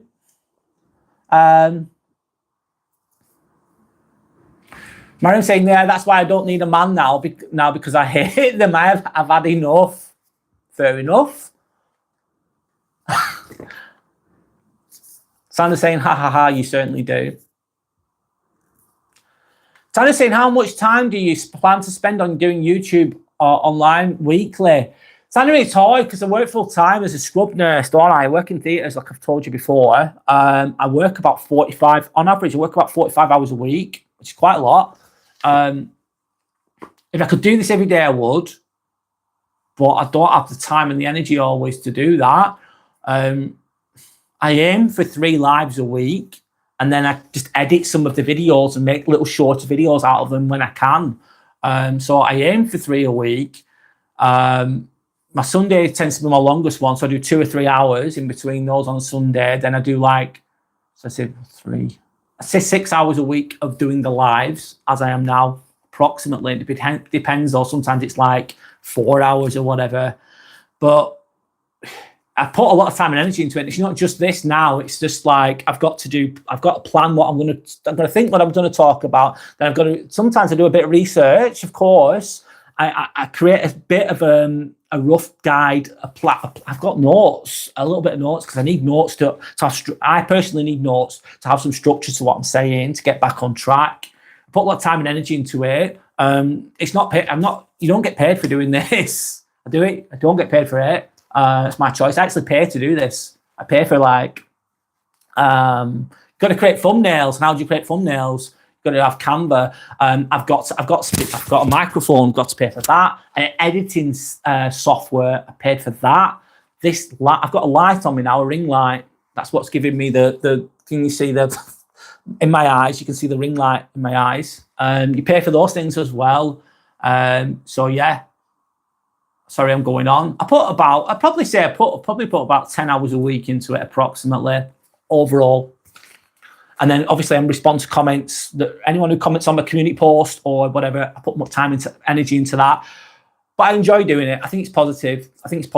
It makes me feel good. I'm also working on myself while I do it, Tanner. So I think to be able to do this type of thing, you've got to enjoy doing it.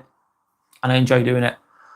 And I believe that I'm meant to be doing this type of thing. I'm here to do these types of things. I'm meant to help people. I'm meant to spread light. I'm meant to spread positivity.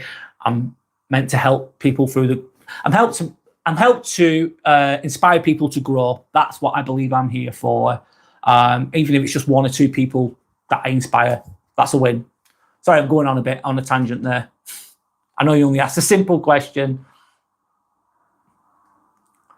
So continuing that, I'm going to continue with this format for now. So going live 3 times a week, hopefully. Sometimes it's twice. So Sanders saying, Brad, the difference is probably simps come from an insecure place of desperation. You just hit the nail on the head. Yeah. I've been there as well. by the way. Simps are maybe harming themselves along the way. Their needs aren't being met, and a good man will fulfill all of his. Absolutely, Sander.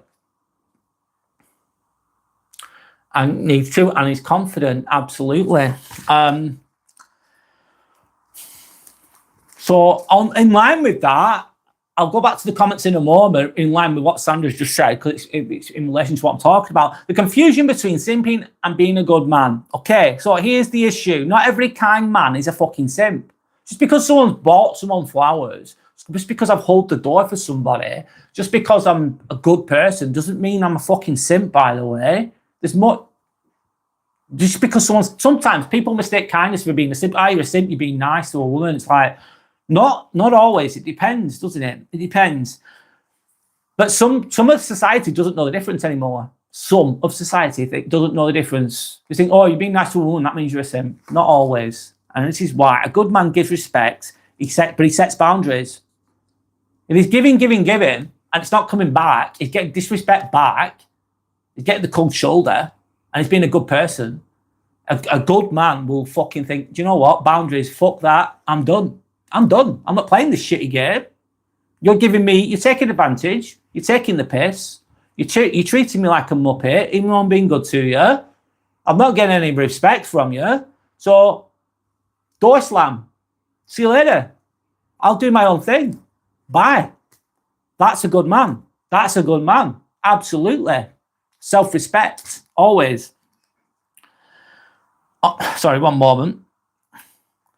And therefore you're not losing your sense of self there, are you? You're not losing your sense of self. You know what you are, you know what you're worth, you know that you deserve respect. And if anyone's not giving you that, you're gonna close the door, basically. But a simp, on the other hand, will give endlessly. They'll double down sometimes, think, oh, they give, and they'll get disrespect, but they'll keep giving, and they'll keep being disrespected, but they'll keep doing what they're doing. They'll keep giving all this whatever endlessly, coming from a place of desperation, of course. But unfortunately, the lines have been blurred. I'm referring to my notes. You open a door for someone, you're called a fucking simp, like I've just said. You buy flowers for them, you're called a simp. Not always. The truth is, it's not simping to show love. It's not. It's not simping if you're showing love. It's not. It's simping when you show love without self-respect. Going back to what Sanders just said. So you're respecting your own needs, being confident, which Sanders just saying. So back to what Mariam's saying. Sorry, I'll go back to the comments now, guys. I'm flipping between the two. I'm flipping between the content that I'm trying to create, of course, and I'm going with what you guys are saying as well, of course. So Mariam's saying, you're almost the youngest. I have one younger brother. It's fun, but imagine growing up with that. Now I'm experienced with dealing with every type of human personality that exists. Wow, yeah. A lot of life lessons learned there, Mariam, by the sounds of it. And by the way that you're communicating on here, it shows that you've got that wisdom and experience by what you're sharing on here. It shows through what you're saying. Absolutely, I agree. So, and Sander agrees as well. Mariam, you certainly are. That's what Sander's just said. Sander's saying, Brad, I love your channel. Oh, thanks, Sander. Thank you.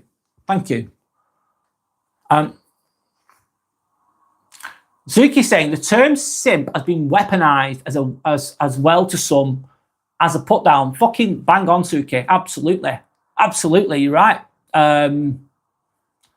Yeah, it's just used as a weapon, a verbal weapon, as a put down. Sometimes verbal put downs, in my opinion, are worse than getting a punch in the face as well. It can hurt more. Sometimes I think I'd rather you just punch me in the face than fucking have loads of verbal abuse, let's say. Sander agrees with what Suki just said, so do I. Absolutely. Mariam's saying a good man knows the limits, doesn't get too deep into it when they see they're not being treated with mutual love and respect. A simp who still goes at it despite how bad they're being treated. Bang on, Mariam. Thank you for sharing that. Yeah, you're right. You know your limits. Absolutely. If you're a good man, you know your limits. You know you're done.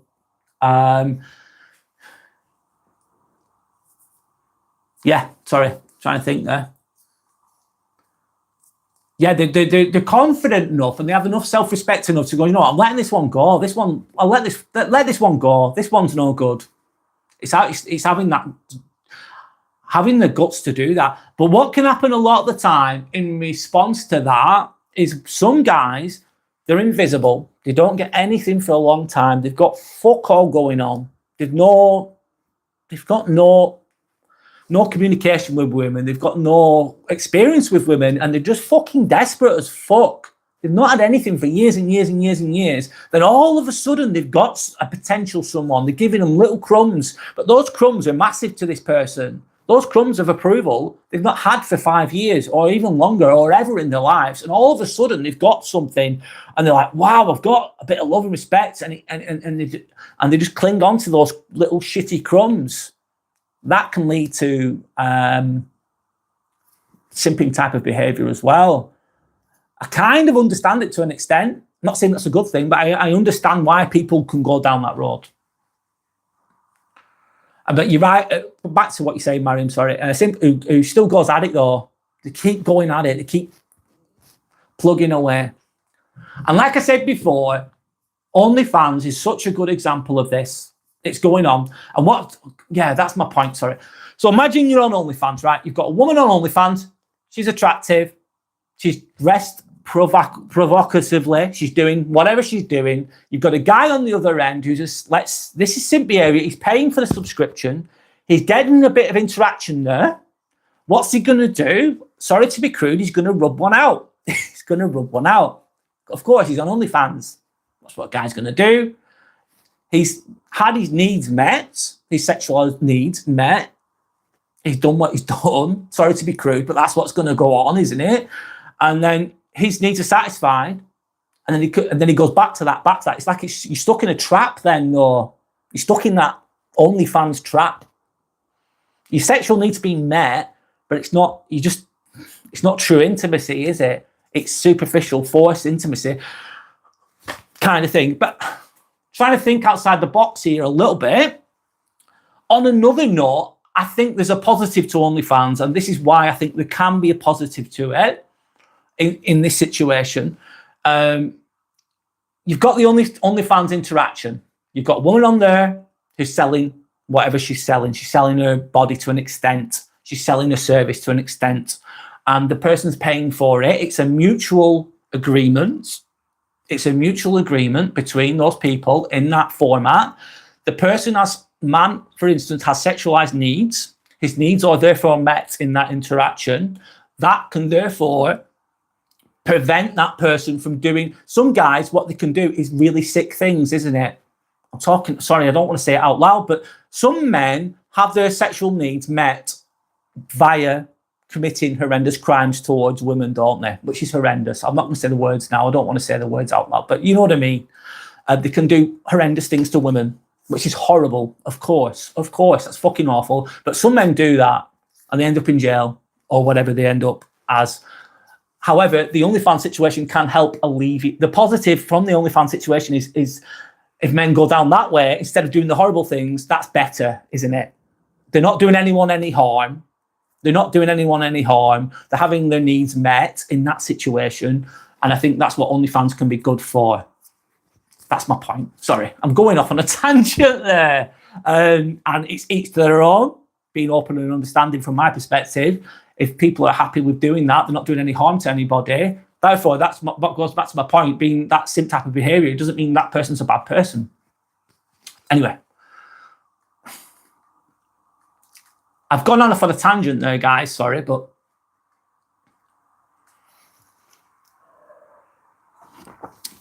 and another thing as well, it's like, what is it? A lot of guys think, I don't want a relationship. It's too much stress. I'm scared of rejection. I don't want to bother with it. I don't want to meet a girl who's got kids, because that's another problem in itself, potentially. It's a lot of factors why guys are just thinking, I've had enough. I'm just going to go on OnlyFans. It's so much easier. I'm going to do that instead. And that's it. A lot of guys are doing that. They don't want the problems. They want the easy road. And some women make it hard for guys to have a good relationship with because they're not giving. Anyway, I'm going on. I'll go back to the comments. Sorry if I've lost my train of thought a little bit there, guys. I'm going with the flow. Tanner's saying, I fear of being misunderstood as a simp, especially when I behave tactful towards women. Sorry, Tanner. I fear of being misunderstood as a simp. You think you're scared of being misunderstood, especially when you're being, you're scared of being interpreted as a simp. Yeah. I think there's nothing wrong with being a good person, though, and being kind. I think you should always have those fucking traits, man. Always have those traits. And if if you're getting green flags from someone, they're respectful towards you. They want to meet you. They're not using you. For example, if you go for a date with a woman, you just met her, and you've taken her to nice restaurants, expensive restaurants. Happy days, it's all good. But then one time you think, do you know what? This time I'm not going to go to the nice restaurant. I'm going to just go to the park. I'm going to go for a coffee and see how she reacts. And if she reacts like she's pissed off or she bails on you because she's not getting an expensive meal, then that's a red flag, isn't it? It's like, all right, let it go.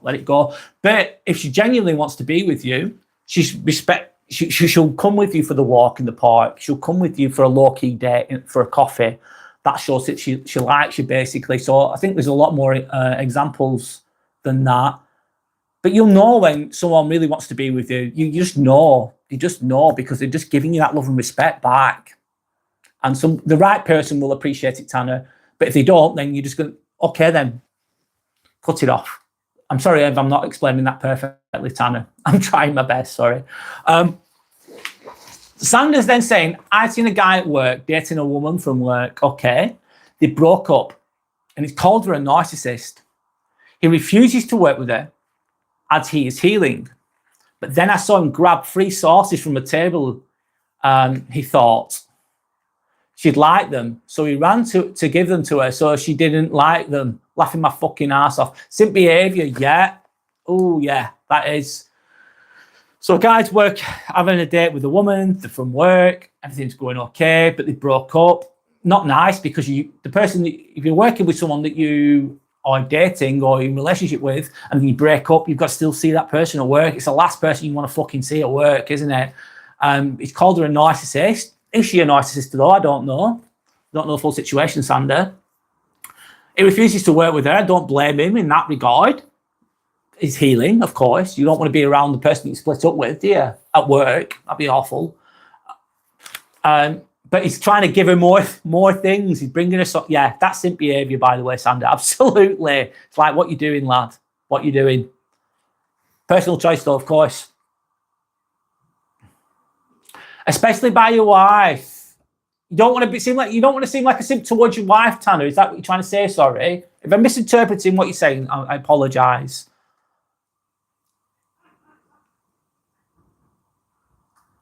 You don't want to be seen to be a simp you don't want to be seen to be a simp with your interactions to other women by your wife. I'm sorry if I'm getting it wrong, Tanner. I'm sorry if I'm getting it wrong.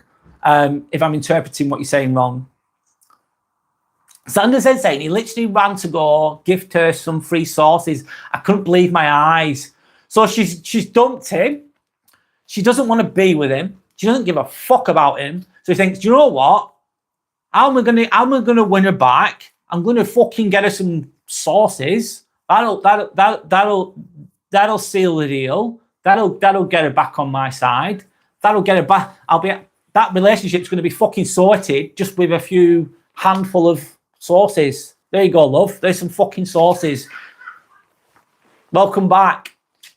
It's not, no, mate, it ain't gonna work, that shit, lad. It ain't gonna work. That's what good example of simping, by the way. Anyway, Mariam is saying, Tanner, you know yourself better if you. Mariam saying, Tanner, you know yourself better if you felt like that. It means there are signs in there. Just talk to your wife and see. Just talk to your wife about it and see how it goes. Okay, Mariam. So you've interpreted that what Tanner said differently to me. Sorry, you could be more right than me. Thank you. So one moment. I'm trying to interpret these paragraphs, this communication. It can be misinterpreted sometimes, of course. So if you felt like it, that it means there are signs in there, just talk to your wife about it and see how it goes. Absolutely be open-minded, of course. Mariam saying, OnlyFans is, let's not talk about that. That's a whole another universe and discussion. It is. It fucking is, Mariam. That could be the choice of another video, actually. I find it interesting, the psychology behind it as well, and the interactions behind it. I think it's interesting, believe it or not. I like to look at things deeply, and maybe sometimes I go too deep sometimes, but I like to understand the psychology of why people do things. Try to understand. To be open-minded. Damis Taylor, hi Damis Taylor, good to have you with us again. Sorry it took me a while to get to your comment. How's it going, mate? Yeah, it's good. Life's good, mate. Life's good, yeah. On another note, I think most of this year, I've been ill most of this year, and my energy hasn't been 100%, believe it or not, but it's been very slight. I've been ill 4 times this year. Not a big deal, by the way. Just slight, like headaches, fatigue, like mild COVID symptoms I've had for most of this year. And I feel like, honest to God, like I've just woke up and snapped out of it. So I'm feeling good, Damis Taylor. I hope that you're okay. I'm going on a bit. Damis Taylor saying, men should learn to be alone. I fucking agree. That's when you do the real work. Simping to try and force... Sorry, I'm going to start again, Damis Taylor. Let's start again. Men should learn to be alone. Simping to try and force affection from peers or females is weak. How can a woman respect a man that does this? How the fuck exactly? Many relationships I see are just men being yes men. Wow. Bang on, mate. Bang on. Fucking hell. Very well articulated, by the way.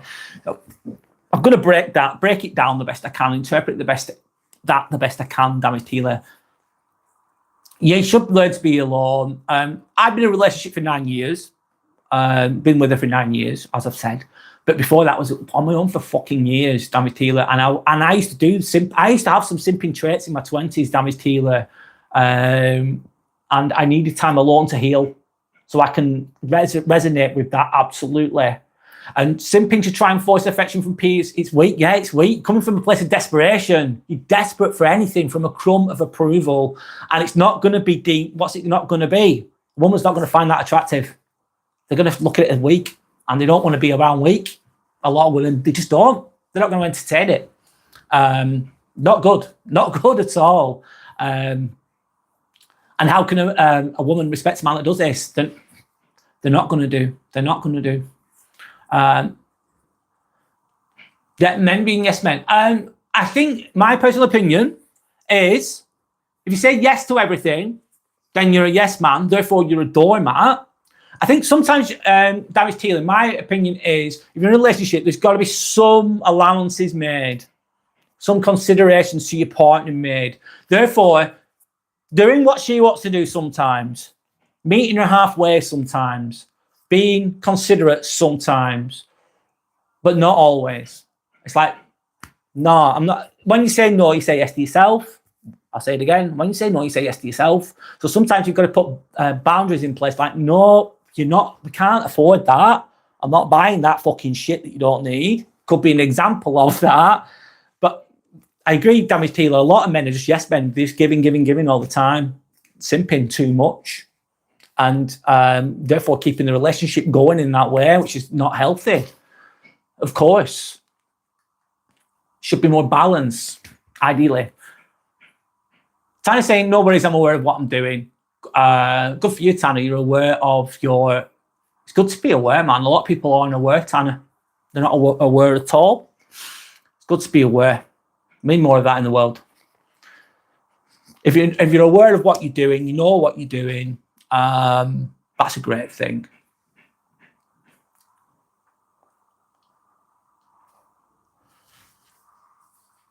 So my name's saying I'm as confused as you are, LOL.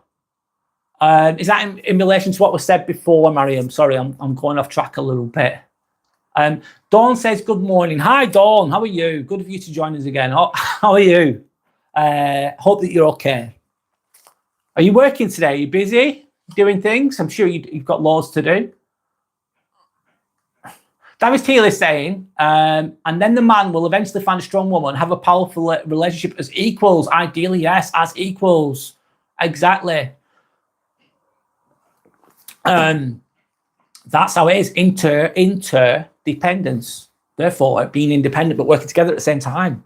That's what it should be, a strong fucking team. Life's fucking hard. If you're going to have a partner, you need a fucking strong partner, don't you? To fucking tackle the world, to achieve what you want to achieve. Help each other out. Be supportive of each other. I'm being fucking idealistic here, aren't I? And it's always going to be fucking perfect. It's not always going to be peachy fucking creamy, is it? Let's be honest. But, yeah, you've got to work on yourself, though, Damage Tealer, like you've said, to get to that point, and then you'll attract the right people. You just will. People will smell it on you. People can smell confidence, not literally, but they can sense it, and people can also smell insecurity. And we all have insecurities, and we all have confidence, of course, sometimes. But yeah, it's working on yourself will attract the right people eventually, in my opinion, anyway. Dawn saying, when I hear simp, I always think of short boobs and vagina. Yeah. Well, yeah. Yeah. God, that's a really good point. Thanks, Dawn, because that's an example on this kind of format. Shove, vag, and yeah, if what happens, a lot of guys are so fucking desperate. They're so fucking desperate. They're online typing away, keyboard warrior. And then they get a woman. Oh, a woman said hi to me, and they think that, oh, right, show boobs and vag online. It's like, shit, what you doing, lad, you silly person. And also, what's another one? They'll show dick pics, won't they, as well? I don't know why I'm going like that, but yeah. It's like, yeah, this is going to win her hearts. I'll just show her a picture of my flaccid member, let's say. That'll get her going. It's like, it's ugly as hell, man. To me, that's not a nice part of the body. It doesn't look good, in my opinion. And they're thinking, all right, I don't know her. She said hi to me. She surely wants a dick pic. Sorry, I'm going on. Simp behaviour, though, is it? Yeah, fucking simp behaviour. Tanner's saying I need to go shopping. Bye then. Tanner, good of you to be with us again. Is that still working? It's gone off a moment, reconnecting. Enjoy your shopping and enjoy your day, Tanner. Tanner's saying women should learn to be alone too. Yeah, sometimes you need to be alone. I think that's a good thing sometimes. It depends where you're at in your life or in your circumstances. But yeah, I agree, Sander. People need to be on their own sometimes to do that work, that inner work, to get to a stronger point, to get to a healthier point. And that can take years, months, or whatever, depending on the person, depending on the situation. Dawn saying it looks a lot like love bombing. Maybe some of it is, but either way, it looks like a red flag. Sorry, Dawn, I'm losing my trace of thought a little bit. Just one moment. I'm having a moment. What do you mean by it looks like love bombing? I know what love bombing is, of course. It's when giving loads of affection. Is that coming from the simp, basically? Love bombing, giving them loads of affection.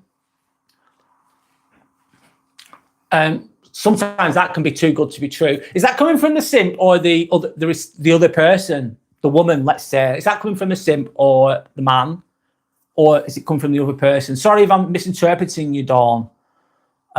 Forgive me. Damage Teal is saying, of course, Sander, then when they find each other, I believe the relationship can level up. Hi, by the way. Damage Teal is saying hi to Sander. That's cool. 1 second.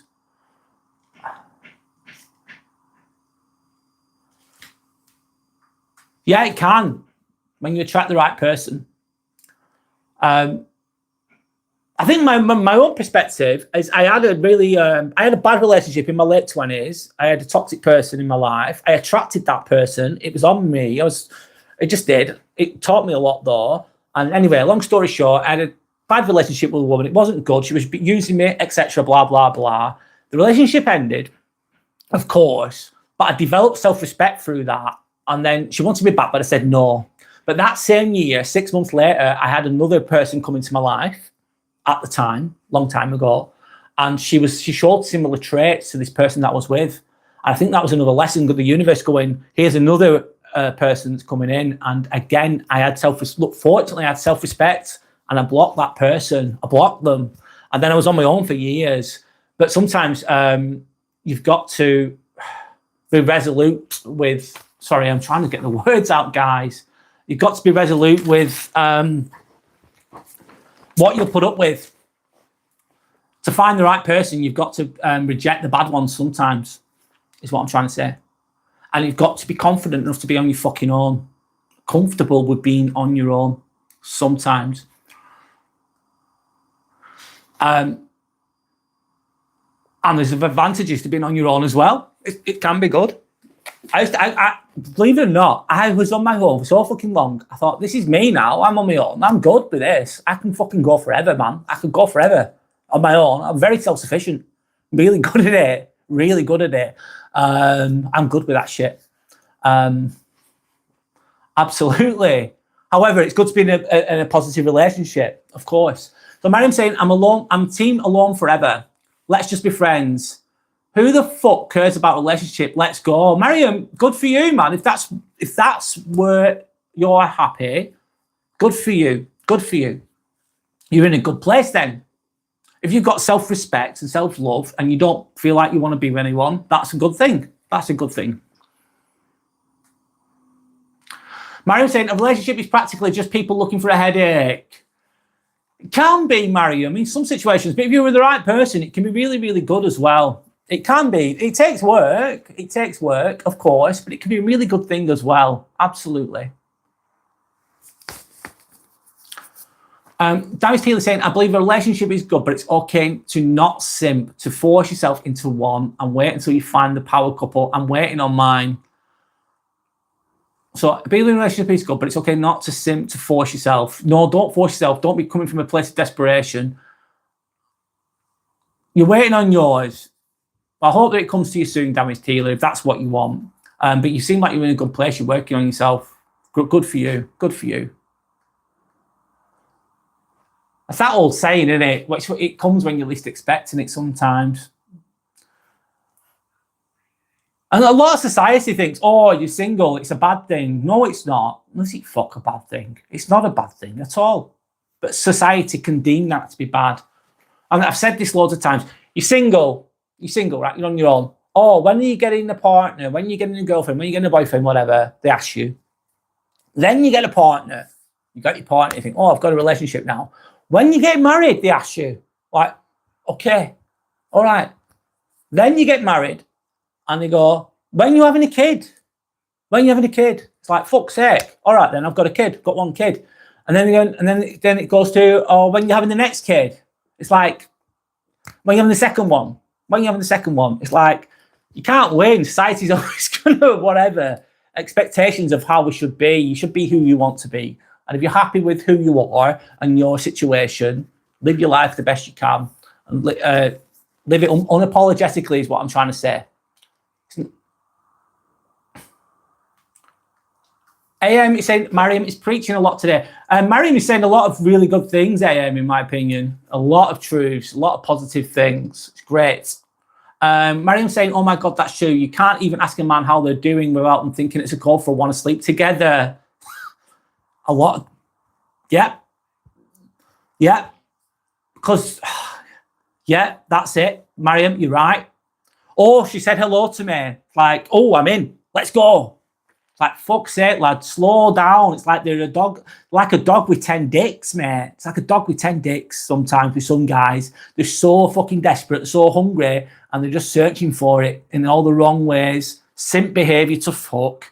That's really like, come on, lad. Calm the fuck down. What you doing? Sort your fucking shit out, boy.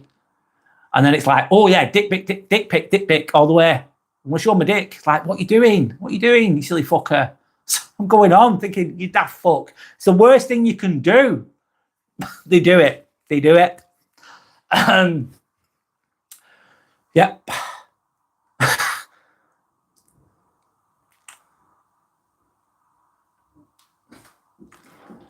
A well-rounded, healthy man won't do that, Mariam, though, probably. No, they won't. That's a red flag, though. A very, very early red flag with what Mariam's just said, by the way. Massive. Like, what the fuck? Simping can look like love bombing. Ah, that's your point, Dawn. Sorry, thanks for elaborating. Thanks for helping me with that. Yeah, it can look like love bombing. Like the chucking loads of love and affection of them, give them all the flowers, give them all this. Yes, it can definitely look like love bombing. It has the similarities towards that. Obviously, love bombing is obviously a lot of the time it's in relation to narcissists and how they lure people into their lives, isn't it? But it can look very similar. But it's coming from a different type of person, in my opinion. So Damage Taylor saying, Mariam, yeah, it's pretty sad in both senses, bless them. Yeah, it's pretty sad. I agree, Damage Taylor. Damage Taylor saying, I've had similar experiences. It almost feels like a lesson. Well, it is a lesson. Do you respect yourself to not go through that type of relationship again? Absolutely. I've had it. Do you respect yourself? Have you learned your fucking lesson, the universe is asking? Have you learned your lesson? That last relationship was shit. You were getting treated like a muppet. Here's another one. Have you learned your lesson yet? Are you going to go for that? Or are you going to have some self-respect? That type of thing. Like dangling a little carrot, a trick. Are you going to bite? Or are you going to fall for it again? Sometimes if you're not learning the lesson, the lessons keep coming back, don't they, with different people and different environments that via different experiences, but the lesson's still the same. Trying to say hi, Dawn. Saying hello to Dawn.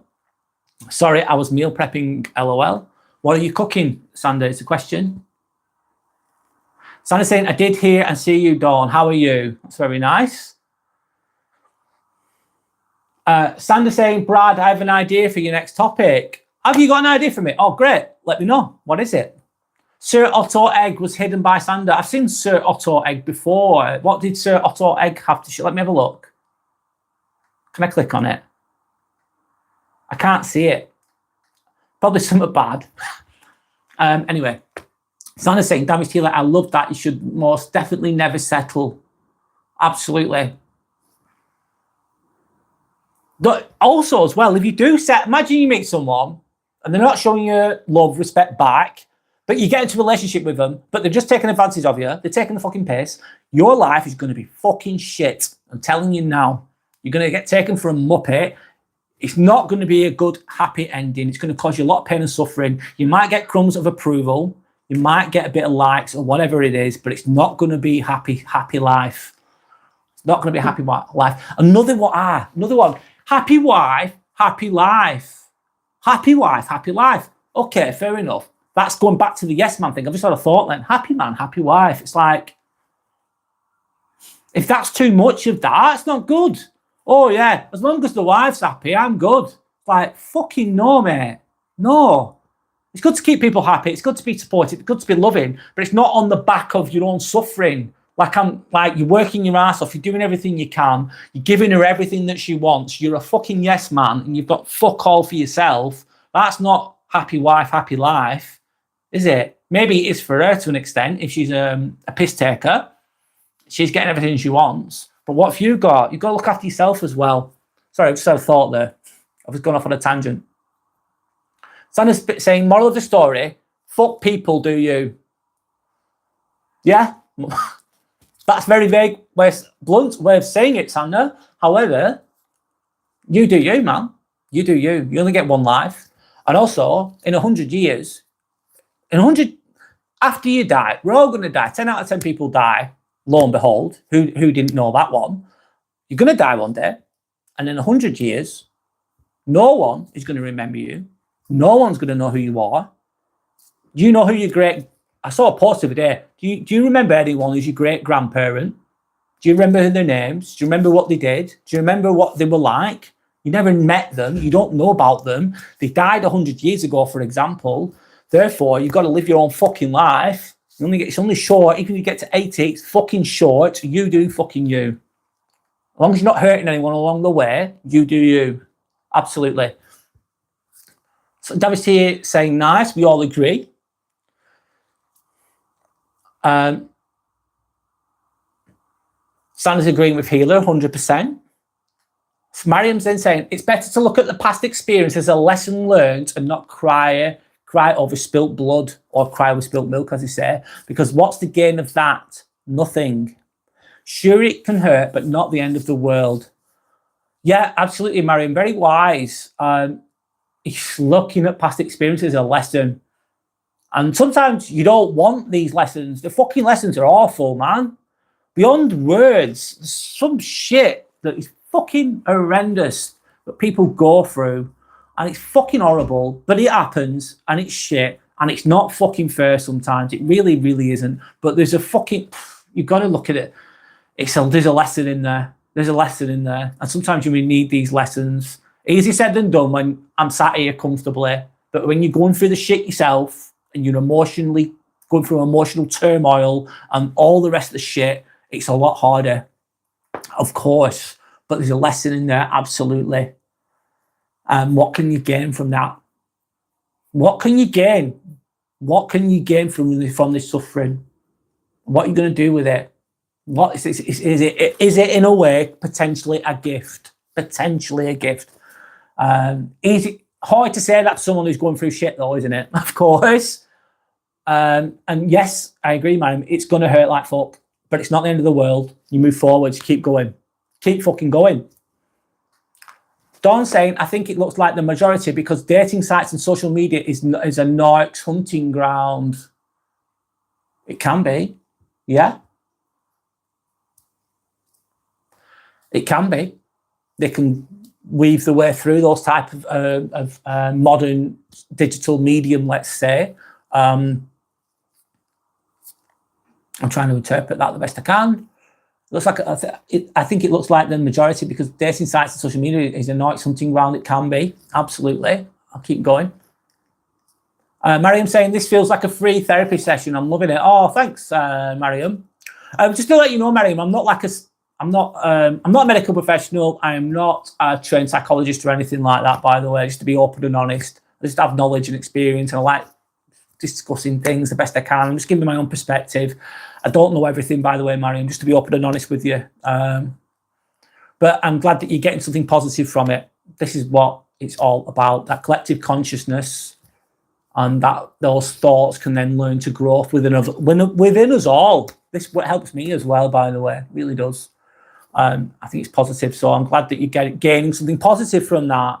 I appreciate that. Thank you, by the way. Sandra's saying, LOL, agreed, Mariam. Brad's lives often feel like that. You should come here more often. You're amazing. That's lovely. Respects there from Sandra. Maggot saying, I have to walk the dogs. I'm back. Welcome back, Maggot.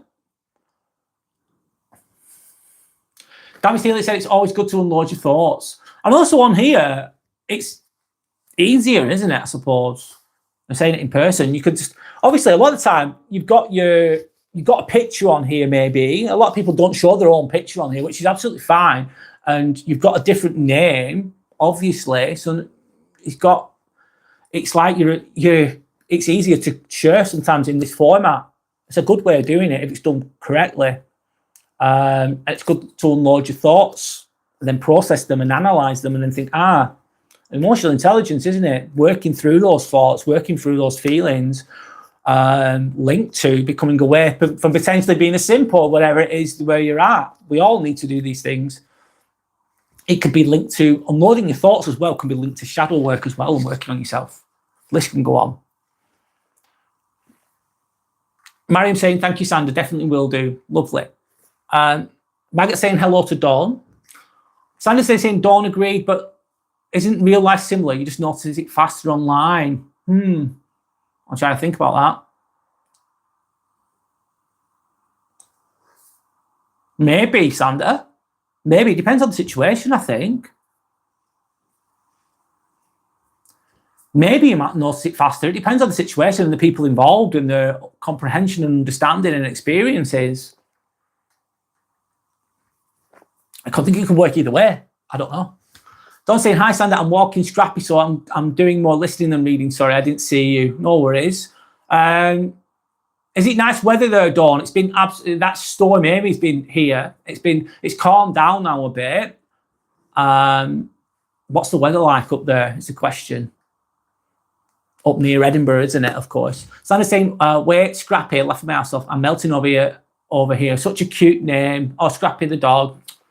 If you look on my community post, you can see Dawn's left some really good pictures on there, guys. Don't think everyone sees it, though. Dawn's left some really good pictures of her horses, ponies, I think, and her dog, Scrappy. Forgive me if I've got any of that wrong, Dawn. But if you look on my community post, on my channel name, Inspirational Amber, you can see Dawn's pictures of her horses and things. If you scroll down, some really good pictures on there. And yes, you can see Scrappy the dog on there as well. It's a nice dog. Very nice dog. Anyway, Dawn's saying, yeah, real life has plenty of toxic people too. Of course it fucking does. Especially in the times that we're going through now. It's hard sometimes. Sandra's then saying, I'm making homemade bread. Oh, amazing. Oh, that sounds good. Marinating chicken. Amazing. That I'm going to grill later and making some homemade fries. Oh, fuck me, that sounds amazing, Sandra. You're making me hungry. I'm not eating yet, so making me hungry. Sandra's showing her chef picture, I think, if I can see it from here. Damage Taylor saying, make me some Sandy. Yes, Sandy, get some sent over, please. Sounds good, doesn't it, Damage Taylor? Maggot's saying, hey, Sander, I put some olives in the bread. That sounds fucking amazing as well. I made the other week, and they're all sank to the bottom. Oh, it didn't work out then, by the sounds of it, Maggot. Olives in bread. Yeah, they do that sometimes, don't they? It sounds good, though. I love olives. Dawn saying, I've ended up grateful for all my suffering, to be fair. Yeah, I agree. I agree with mine as well. It's made me who I am. It's made me who I am because I've dealt with things the best I can. I'm still working on a few things myself as well, of course. I think we're all a work in progress. There's levels to things, I think. I've still got some... I'll always have things to work on within myself, I think. I think it's a lifelong process, but I'm grateful for all the shitty things. I wasn't grateful at the time, though, when it was happening, but I'm looking back and think, fuck me, that shit situation, it's made me better, it's made me stronger. Without it, I wouldn't be where I am. That's the wisdom. But that comes after. But I think, though, if you say these things to someone who's deeply entrenched in the shit, they're deeply suffering, they're going through some horrible times, they might not be ready for that. They might not be ready at the time. And also, if you're emotionally sucked into something really shitty, it's harder because those emotions can skew. You can't. Some people struggle to take a step back because they're so deeply entrenched in a bad situation. Dawn saying, yeah, Scrappy the dog. Right, thanks for confirming. Anyway, I'll move on anyway, sorry. Dawn's then saying, yeah, Scrappy the dog. I'm sure Brad posted a picture of him. Yes, I did, Dawn. That was Scrappy the dog, yes. Check it out if you want to, guys. Then you can see Scrappy the dog for real life. Dawn saying, hi, Magga. Sandra's then saying, Magga, LOL sank. What phrase did you put them in? What phase did you put them in the bread making process? I know nothing about the bread making process, guys, but you go for it. Share your experiences, because I don't know. And Mariam saying, I feel the way we are all talking wisely shows that each of us went through the same horrible road to get here. Yeah. And Mariam, what I'm finding on here, this is fucking amazing. This is attracting people that are probably people who are interested and drawn to what I'm talking about, of the similar, not same, but similar experiences and similar perspectives that I do, which is drawing you to this. Therefore, the collective consciousness is drawing certain types of people in here, which is what I want to. This is what it's all about. This is what it's all about. I do get some trolls on here because they're part of life, but we get rid of those. Anyone who's being disrespectful and negative is gone, of course. But I generally find people that are open-minded and have wisdom and emotional intelligence, let's say, generally tend to be drawn to these types of conversations, which is what I wanted to achieve all the way. That's what I wanted to do through genuine, honest conversations. That's what it's all about. That's positive, in my opinion, of course. So I'm saying, yeah, Dawn, yeah, I've seen Scrappy, so freaking cute. Yes. Oh, I used to have a dog, man. It was called Wilson. Oh, he was a fucking hell. He was Jack Russell, sorry. I love Jack Russells. I just love Jack Russells. I always have. He's still alive, and I he used to live at my mum and dad's house, and I had a very close connection to that dog. I've only ever had a close connection to one animal in my life, and that was that dog. But I moved away from my mum and dad's, of course, and I couldn't. I moved to an apartment, and I couldn't bring him with me. I would have brought him with me. I could have. Mum and dad said you can have him, you can bring him with you, and I would have brought him with me, but I couldn't. He's with somebody else now. He's with someone else who looks after him and cares for him, so he's in a good place. So I'm really happy for him. But I was really upset when mum and dad gave him away to somebody else. I was really upset. It's my selfishness that though, because I couldn't look after him, and I felt so guilty when I moved away because he just expected me to come home, and I had a very close connection to that dog, very very close, and I was really fucking upset when he moved away. I was upset when I moved away as well. Sorry, I'm going on a bit there, but I hope at some point I move into a house where I can. I hope at some point I can move into somewhere where I can have a dog again. But I'm really happy that he's okay. I'm on about Wilson, my Jack Russell dog that I had. I'm really happy that he's okay and he's in a good place and he's got a good life. But I do miss him, man. I really do. Beautiful. There's a special connection there with regards to animals. It's like a member of your family in a way. Sorry, it's making me a little bit upset that, but anyway, I'm happy for him, so that's a good thing. Anyway, I'll move on.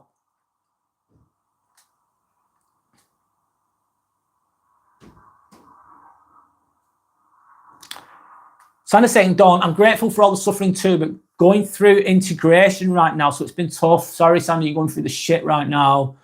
You're going through the integration, you're transitioning in a way to an extent. So you're starting to understand the suffering, but you're still feeling it kind of thing. And it can be fucking difficult beyond words. And it takes time and there's ups and downs. There's ups and fucking downs. Sometimes you think like, oh, I've got it all sorted. I've sorted everything. I'm feeling good, man. I'm winning. And then it goes bump. It's like, shit. And then and there's times when you think like, I've not learnt anything. I feel like I'm an idiot. I feel like I'm not learnt anything. I'm doing shit. But really, you've come a long way, but you don't realise it. You don't always feel that way. It's what I'm gauging from that. Anyway, I'll move on. Carry on. Maggot saying, I chopped the olives up and it went better. Okay, so you've chopped them into small pieces. Probably fit into the bread a little bit better. Not that I'm a baking expert, because I'm definitely not. Sandra said, Brad, idea for your next topic, men who have an unhealthy relationship with... Ooh, that's a good one. Brad, idea for your next topic, men who have an unhealthy relationship with their mothers. That's very interesting. Yes, that would be a very good specific video to do. Okay, thanks, Sandra. I'll think about that. That's a good one. That's a very good one. Very specific as well. Dallas Brady. Hello, Dallas. How are you? Good morning from Louisiana. Nice. So from America, Louisiana, of course. I really like your channel. Thank you, Dallas. Thank you. I appreciate that. Thank you. I hope that you're doing okay. Hope life's good for you. Going well for you, should I say. Baggett saying, I've got 9 olive trees. Amazing. Picking the olives is calming, therapeutic. Finding joys is annoying, or having enough joys. That's a mate. Baggett, you've got a lot going on there, man. In a really good way, growing your own olives. Do you make your own olive oil is the question. I love olive oil. I love olives and I love olive oil. I wish I had 9 olive trees, Baggett. I'm jealous again, mate. You're making me jealous. Again, as I say, but not in a negative way, in a good way. Coming from a good place kind of thing. But you're very lucky to have those things. It must require a lot of dedication to keep those things up and running, though, of course. Sanders then saying, damage Keeling, my love language is feeding people LOL. Yes, I understand. Yeah, a lot of people show their love through actions. Love's not always shown through words either, is it? Sometimes people can say, oh, I love you. Oh, I love you. That kind of thing. But it's words. Do they mean it? Depends on the situation. It could be talk can be cheap. Sometimes talk can be genuine and real, but sometimes it can be cheap. But sometimes love language is shown through actions. It could be just making sure you've got clean clothes the next day. That's a sign of love. It's making sure that you're safe or giving someone a phone call. Love is shown through different ways, isn't it? It's not always in the giving flowers kind of way or whatever. So that's what I've got to say about that. Anyway, Sandra's saying, hi, Dallas Braddock, and wow, welcome. Cool. How's Louisiana doing? How's life in Louisiana? Good question, Sandra. Sandra's then asking, can I ask Dallas Braddock, is Popeyes worth it? Popeyes, the fast food chain. I think I've never been before. Dawn's asking, integration from who, Sandra? Good question, Dawn. Oh, what situation? Dawn's asking, I had olive bread once and I hated it. Oh, you don't like it? Fair enough. Not everyone likes the same things.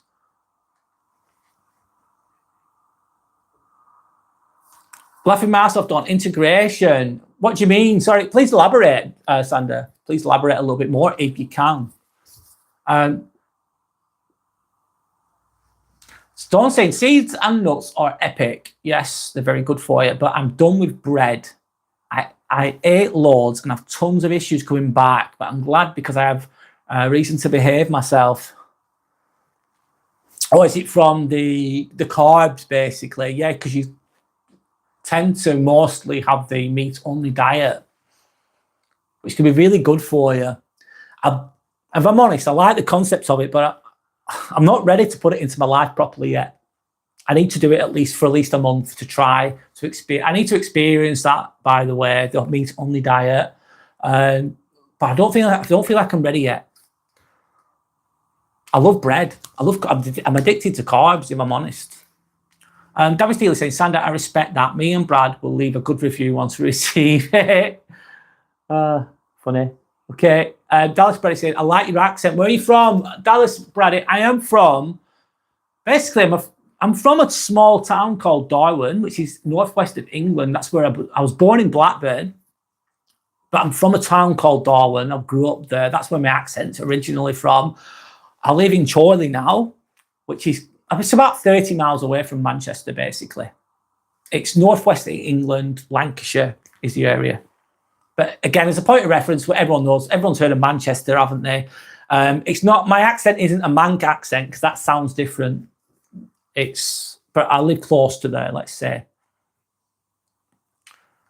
Thanks for the compliment on my accent. A lot of people don't like my. Sometimes I think I sound very common, I've got a very broad accent. But it is what it is. But thanks for the compliment. Thank you. So Dawn saying, oh, sorry, or misinterpretation. So easy to, and Dawn as well, like I misinterpret things on here a lot. Sometimes I do. Because all you've got is the sentences and you're answering in quick time and I'm answering in quick time. So please, anyone who, I keep saying this, if I misinterpret anything anyone says, just please, don't feel free to correct me if I'm wrong, okay? If I misinterpret anything anyone says, please correct me because I get it wrong sometimes. Sandra's laughing, how kind of you, damaged healer. Going with a joke there. Mariam says, yeah, I'm here. I'm truly interested in this conversation in general, just discussing what matters with people with the same mindset. Yeah, because it goes back to this a lot of the time. In society, in your life, in your work environment, in your friends' environment, your family environment, you can't really always have these types of discussions in depth. Things that are on your mind, you don't feel comfortable or the opportunity doesn't present itself within let's say the societal dynamics within your environment don't always encourage these types of conversations. You don't always get the chance to do it. I don't. I fucking don't. But I do think about things to myself, of course.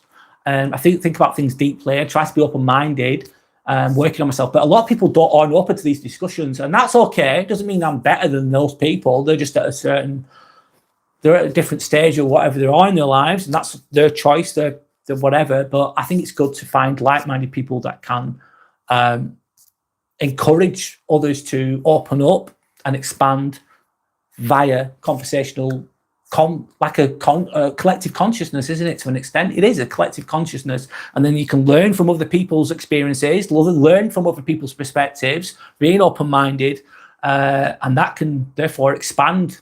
It can expand and help you to grow and become stronger and more well-rounded. Sorry, I'm going on there, but there you go. Sandra's saying that she's been laughing. That's good. And Sandra's saying, Marion, we love having you here. Absolutely. Love having you all here. Thanks to everyone that comments and stuff, man. Honestly, it makes... It's I appreciate you all. I really, really do. I really do. I do. Sorry, going on. But anyway. So Dawn said integration into what then? Yeah. I was asking the same question there, Dawn. Be interesting to find out. No pressure, by the way. You don't have to share things if you don't want to. It's okay. But if you do, that's great. Margaret saying, in West Australia, there's a lot of mine work. 3 weeks on, 1 week off. Big money. And you don't see your family or stay home broke. It's a big problem here at the minute. Never heard of that, Margaret. Yeah, it's a very mineral. I know that Australia is a very mineral-rich country. Very, very mineral-rich, as far as I know. They import a lot of those minerals to China and other places. But imagine 3 weeks on, 1 week off. That's hard. That sounds hard, man. 3 weeks of non-stop work and then a week off. Really good money, but you don't see family. That's what a lot of guys have got to go through as well. Back-breaking, fucking dirty, hard work just to keep the money coming in, just to provide. And that's really difficult. It's almost like not always men, some women. We all contribute to society, but it's like those type of people are the backbone of the country, basically, Maggot, in my opinion. Those type of people that are doing work, that contributing to society. Without us all collectively working and contributing to society, it's just going to crumble and break down. If you don't have the bin men taking the bins, there'll be rubbish everywhere. If you don't have cleaners, everything's going to get dirty, isn't it? And people contributing their own way, it doesn't matter what it is. Therefore, people that, in my opinion, people that work are the backbone of society. And without them, it will all break down and collapse. And a lot of these jobs are shitty jobs. A lot of these jobs that guys do, especially, women do jobs as well. I'm not discrediting them. A lot of guys do very hard, physically challenging, repetitive, boring tasks. But if they didn't do those types of jobs, it'd just collapse. And they're very undervalued or underappreciated. Meanwhile, we've got Brad Pitt, who looks really good. His acting's really good. His films are entertaining, and he's made out to be a god. Or Cristiano Ronaldo, just for example, really good footballer, nice guy, whatever, brilliant. But he's just a footballer, mate. That's it. It's just a footballer. Without it, society is still run without him, wouldn't it? But it wouldn't run without the average person doing those mundane jobs, repetitive jobs. Sorry, I'm going on. Mariam saying, "Oh, he's getting emotional." Yeah, I was a little bit emotional about my dog. I was sorry. I have an emotional connection to that dog. I do. And I don't think I'll see him again. I won't see him again. He's alive though. He's alive, but it still feels bad. Don't say no, Brad. Hopefully you get a little dog. Or I will do. I'll create that situation. Not right now. I will do. Thanks for that. Anyway, Don said, we went on free ads and found a little scruffy old man and gave him a new life. It's the best feeling. He's the best dog ever. So we went on the free ads and a little scruffy, an old man gave him a new life. It's the best feeling. He's the best dog ever. So you got him off someone else by the sounds of it, Dawn. You gave him a new life, that's amazing. That's really good. A lot of what people do as well, I fucking think it's disgusting and really selfish. Changing topic a little bit here, but kind of on the same topic in a way, is people get dogs. They'll get one for Christmas. It's a nice, cute puppy. It looks fucking cute as fuck. And they treat it just like a toy. And the dog grows older. The cuteness isn't as much. The cuteness fades a little bit because it ends up as an older dog. For example, it's not as cute as a puppy. Let's say, depends which way you look at it. And then they just ignore the dogs and they just mistreat them. And I think it's disgusting. And a lot of these dogs end up A lot of these people that have dogs, they can't even wipe their own ass. They can't even tidy their own room. Their lives are a mess. So how the fuck, they can't even look after themselves, basically. They're fucked up. And how the fuck are they going to look after a dog? How the fuck are they going to look after a dog? And a lot of these dogs get put down, don't they? Because they get mistreated. They get abused. Neglected, basically. And they end up in, what's it called? A pound or wherever it is, a kennel or whatever it is. And then obviously they don't have the funds to keep them alive. So if no one takes these dogs that have been neglected, they get put down. And I think it's really sad. So it's really nice to hear when people take on these dogs and look after these dogs. Because they have a consciousness, of course. They have intelligence, of course. They're very loving animals. Really loving. Anyway. So instead of saying, that's it, Brad, you nailed it. Healing is different for everyone. Yeah, it is. And it's not always linear. It's not always straight. Healing's very, very up and down. And it can be really fucking painful and difficult process. Thank you. Yeah, it can. Yeah, it can.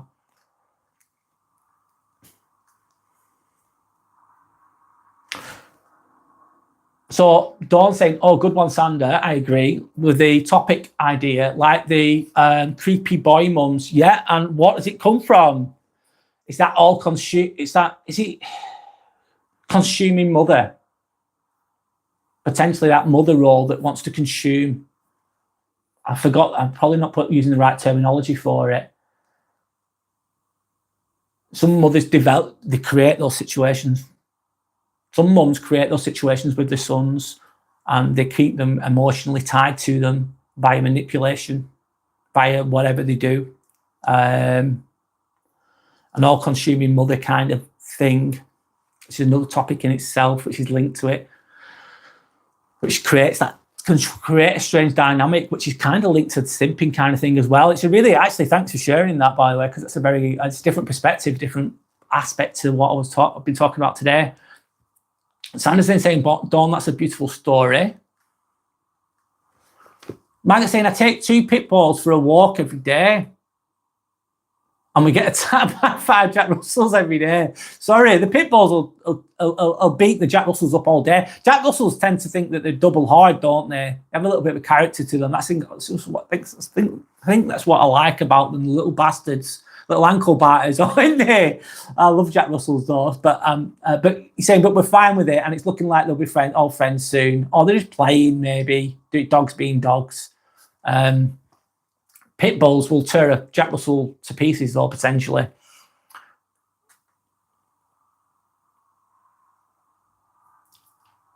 Santa's asking, who's Creepy Boy?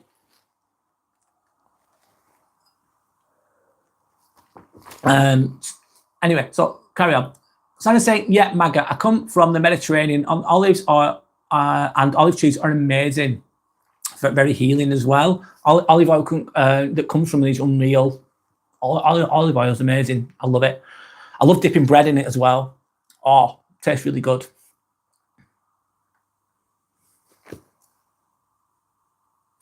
Don't say Scrappy is a Jack Russell. He's not aggressive. He just tries to hump everything. He's embarrassing. Yeah, needs must though, Dawn. He's on it.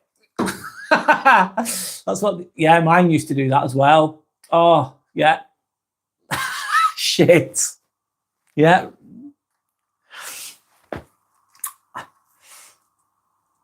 It's funny, but can be a bit frustrating sometimes when they do that. But it's just dogs being dogs.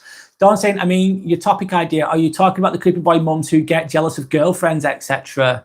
Yeah, that type of thing. On that kind of thinking, Dawn. Absolutely, would be related to the video, the live vlog idea.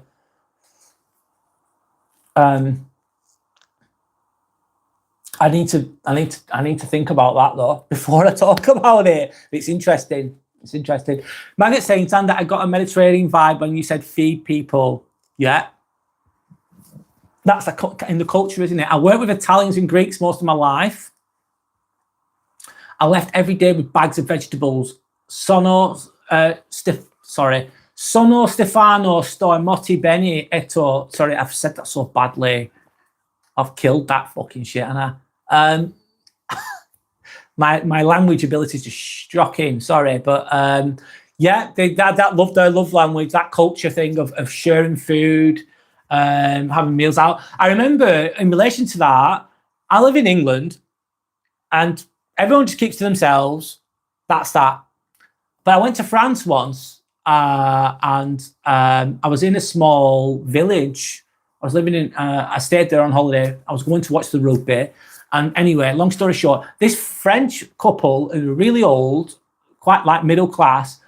They spoke to us randomly. The group that I was in, and they said, "Oh, come to our home. You can eat. We're going to feed you and have drinks and everything, and horse you." And I thought, wow, that's strange. To me, that was strange because I'm not used to it.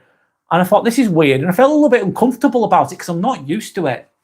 Anyway, long story short, I went to their home. They were really nice. They gave us a really nice meal. They gave us really nice wine, really nice drinks. They hosted us.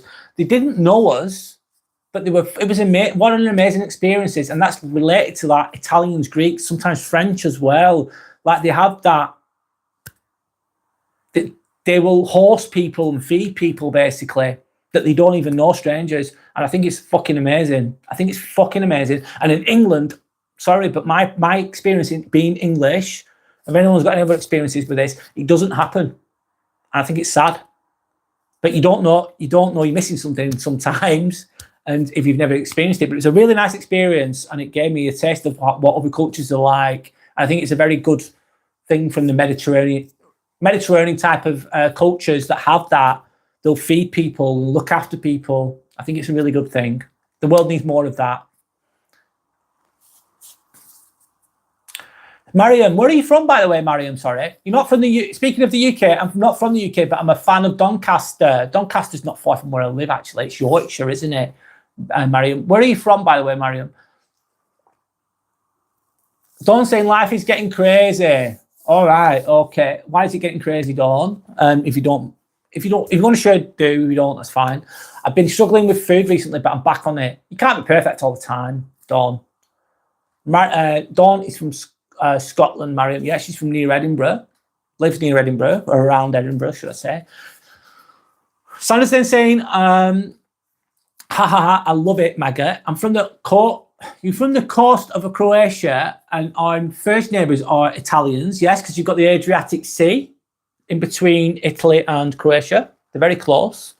We're very influenced by them. La Dolce Vita, Viva Italian. I love having this background, Maggot. Absolutely. Don't think, oh, you're not from the UK, I can't read today. I'm just going with the comments for now, guys. I'm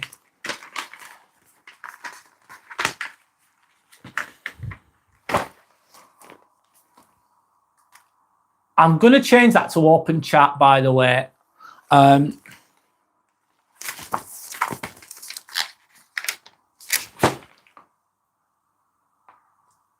going to open chat because that's what we're going with for now. Open chat. I'll go back to the comments in a moment. I just want to finish my last little bit, sorry, before I do. Let me just put that there, open chat. So this is my last bit about simping. I won't talk about it after this unless you want to, of course. So men today are trying to find their place in a changing world. It's a fucking changing world, of course. The only constant in life is change. It's a changing world. It can be fucking difficult. It can be challenging. And while some fall into simping out of confusion, they don't know what they're doing, or low confidence, like we talked about, others are learning to rebuild themselves physically, mentally, and emotionally. So if you've got if you're honest with yourself, you have enough self-awareness to go, actually, I'm just doing this simping thing. I'm that person. Shit. That can be very hard to admit, but it's the first step. If you admit your own faults, it's the first step, isn't it? And then it's rebuilding yourself, like we said before. Physically, go to the gym, be active, working on yourself. It's great. It's such a quick one as well, that one. Such a quick one to do. Working on yourself mentally and emotionally, being on your own, having the strength to be on your own, to be comfortable with being on your own, and for taking no shit. Take no shit. Don't be satisfied with crumbs of approval. Don't be fucking, that's not enough. You deserve better, basically. There's nothing wrong with showing love and being respectful, of course, or supporting women, of course, in the right situation. But the right person, do that all day. Sorry, I'll keep going. But never do it from a place of weakness or desperation. If you're coming from a place of desperation, you're not coming from a good place. You're coming from a weak position. You're not going to make good decisions. You're going to make desperate decisions, and you're going to get shitty outcomes more than likely most of the time. I'll just finish with this, and then I'll go back to the comments. So be kind, but keep your fucking edge. Keep your edge. Be kind, but keep your edge. Yeah, absolutely. Be respectful, but know your self-worth. Don't zero tolerance for fucking disrespect, basically. That's what it is. So that's what real masculinity looks like. It's balance, isn't it? It's balance. It's finding that balance. And sometimes that's going to really involve a lot of hard home truths that can be achieved via being on your own for a while. Anyway, that's my bit on simping. I don't want to talk about it anymore. I'm happy to talk about it more, but I'm going to go to you guys are bringing up some good topics. I'm going to go to the comments. Back to the comments. Anyway.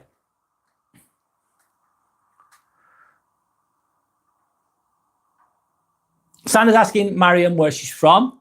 Sorry if I'm a little bit behind the comments. Mariam's saying, oh, Dawn, now I want to hear you talk. Scottish accent is my favourite. It's like a puzzle.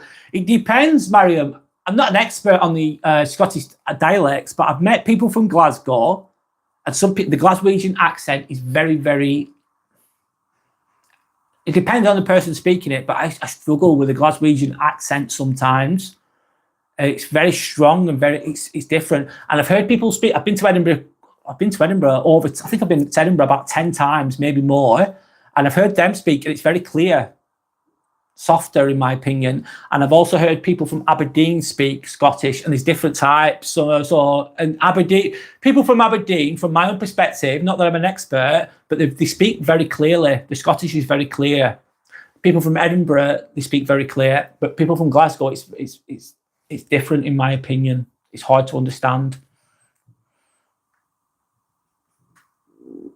Harder to understand, should I say. Mariam's from the UAE, United Emirates. Wow, that's interesting, Mariam. What's that like? How's life like there? What's it like living there?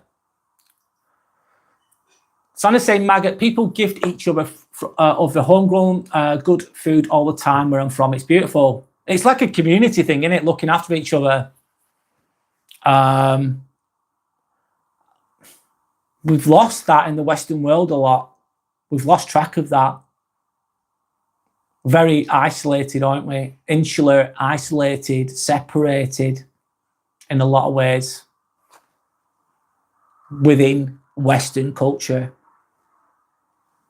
Maybe America. I don't know. I can't speak for Americans because I'm not American, but I can speak for an English perspective, and it feels like we've definitely lost that way. I've never really experienced that. I think it's something we're definitely missing from the European way of life, from the Mediterranean way of life, let's say. Sandra's asking the same question to Mariam, what's life in UAE? And good to hear different perspectives, different cultures. Dawn saying, I think I speak clearly, but there's some slang and I don't realise how difficult it is for others. Dawn, I've spoken to people from Edinburgh. I can understand really well, me personally. Yeah, I think it's very clear. I struggle with a Geordie accent. Geordie, fucking hell, that's hard. That's hard. I struggle with a Geordie accent. Yeah, I find that a lot harder. Yeah, anyway. Damage Taylor saying it's a nice community here. Yes, thank you, Damage Taylor. I agree. That's the intention. It's a nice, positive community. Yeah, it's all about growth and personal development and being open and honest and learning from each other. And Mariam saying life is pretty amazing actually in here. It's practically heaven. I hit the jackpot. Wow, good for you, Mariam. Why is it so good? If you don't mind elaborating. So amazing. Good for you. Got a good life. You're living in a good environment. England's got a lot shitter, Mariam, I'm afraid. It's going downhill, mate. It's hard. It's hard. I have a good life personally. I'm very grateful. I have a good life, but I've created. I live I live a comfortable, healthy life, but I've created a lot of that myself. As has my partner. She's helped with that loads as well. Of course, we've created something positive. It's good to show that appreciation. But England's got there's a lot of struggles at the moment in the Western world, let's say.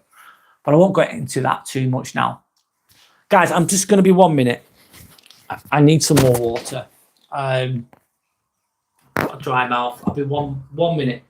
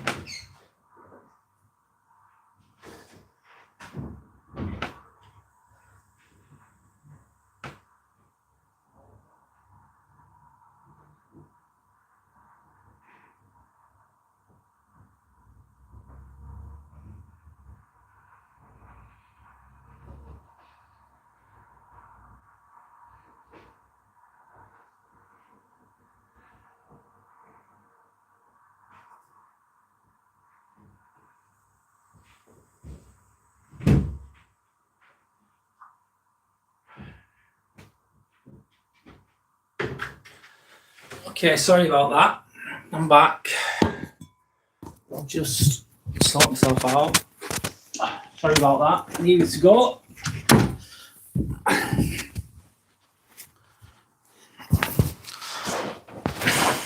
Sorry about that. Thanks for waiting. Let's go back to the comments. I'll do the best I can. Microphone's okay, let's say.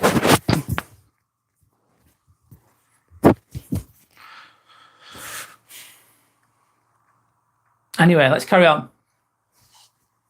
Sanders saying, Maggot, my dad would help someone with the car as he works in insurance, and the person would deliver fresh potatoes, veggies, olive oil and meat to our doorstep.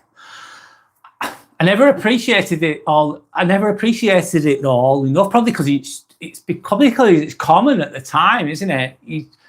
We forget to appreciate things that are happening all the time because it's like normal to you. It's happening all the time. It's good, that, isn't it? It's like old school, isn't it? Really, I'll help you out with this. You help me out with that. It's like I suppose it's like a transfer of services without the cash. It's like an old school transaction to an extent, isn't it? With no money involved. Like I'll do you a favour and you do me a favour, that kind of thing. Like a community spirited type of thing. Working together, helping each other out. The world has lost, Western world's lost a lot of that. Being more of that. Excuse me. Sanders then saying, but Maggot, living in the UK has really taught me to appreciate what I come from and how much nicer it is to have all of that. And how much nicer it is to have all of that and to have experienced it. Absolutely. Yeah, it's not until sometimes when you'll miss it. Sometimes you miss things when they're gone. You don't realise you've got something until it's gone. It could be a simple example of right now I can walk and I can talk and I can see. And imagine if you have an accident and you're blind. You can't see anymore. You'd miss it, you'd miss it. And that sight you take for granted. The ability to walk, the ability to do things we take for granted. And it can be taken away from you at any point. Any point. Anyway. It's good to appreciate things that you've experienced, or you're very lucky. That Mediterranean life. Yeah. It wasn't all bad in England growing up. I grew up with nothing though. I grew up with fuck all. Trust me. I'm very streetwise. I'm very streetwise. I've come away from all that life, of course. I've seen some mad shit. But I didn't have mum and dad did the best they could for us though. They did the best, I'd say. They weren't perfect themselves. They were damaged themselves. They came from shit as well. But they did the best they could. But they weren't perfect because no one is. Anyway, let's carry on. But I'm glad I experienced things that I experienced as well. Don't say, is it Damaged Healer? It's a great name, by the way. Yeah, it is a great name. Damaged Healer is a great name. Absolutely agree. Are we all that kind? Hopefully, we're all that type. I can resonate with that Damaged Healer, with the name. Absolutely.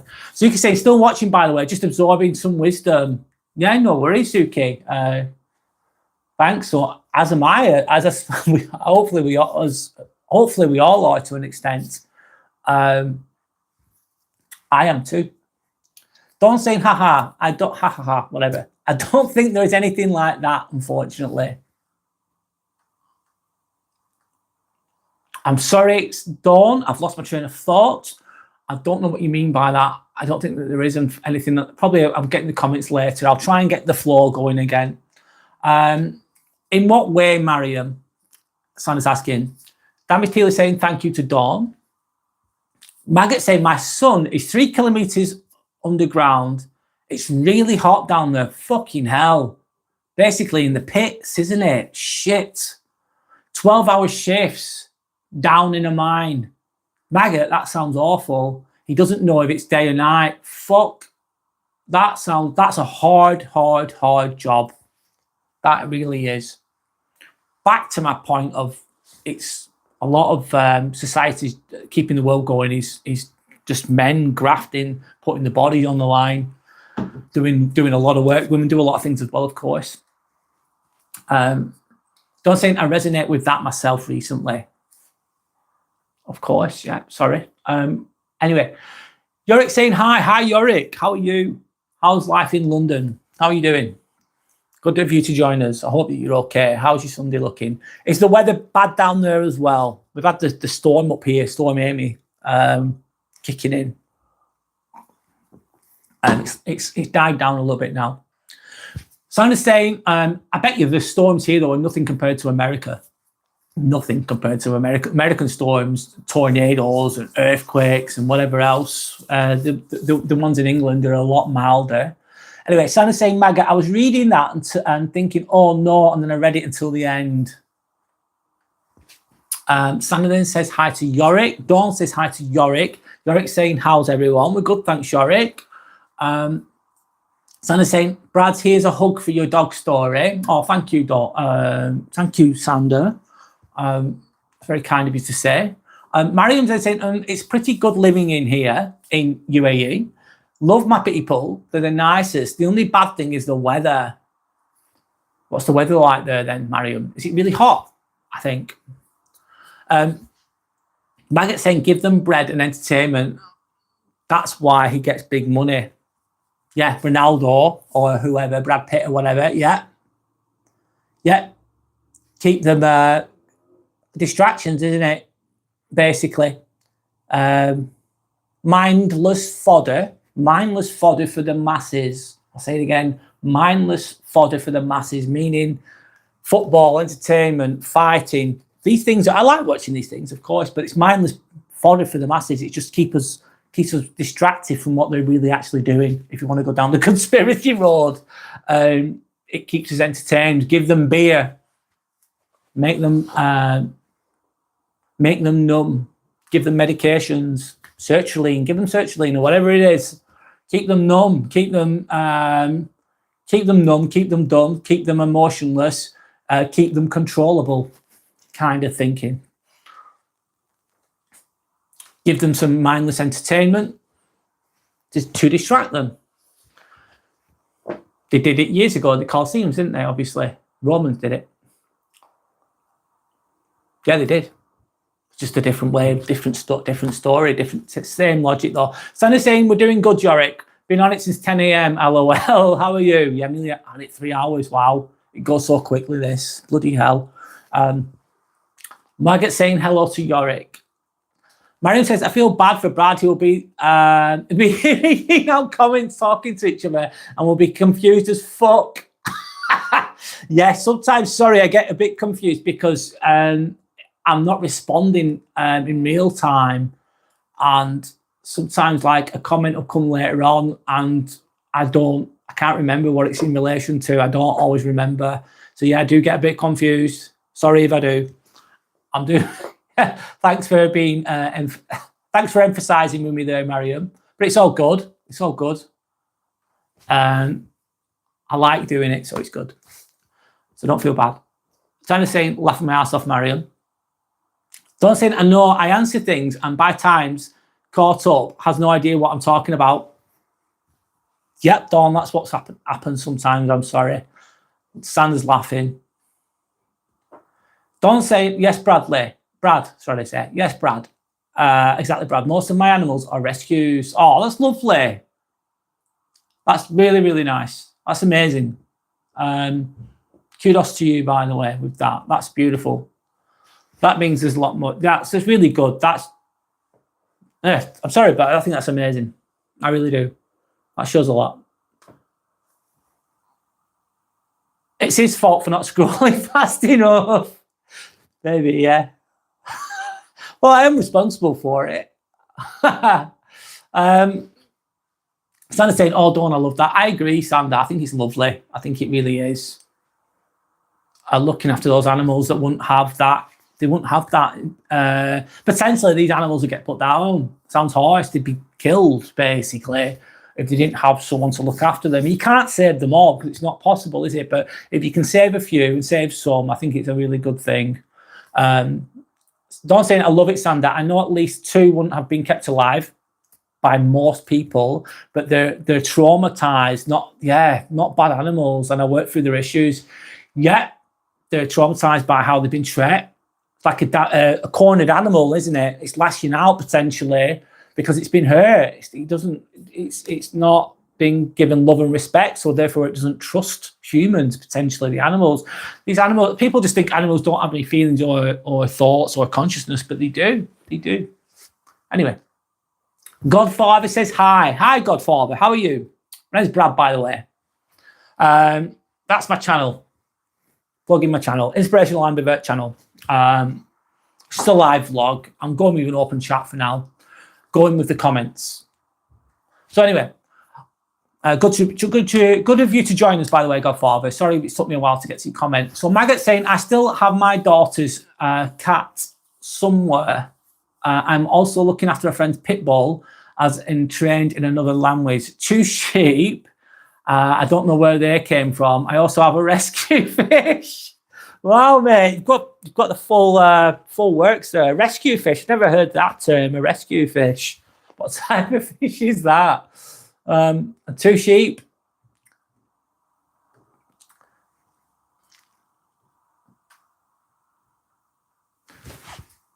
You're lucky in a way, maggots have that space.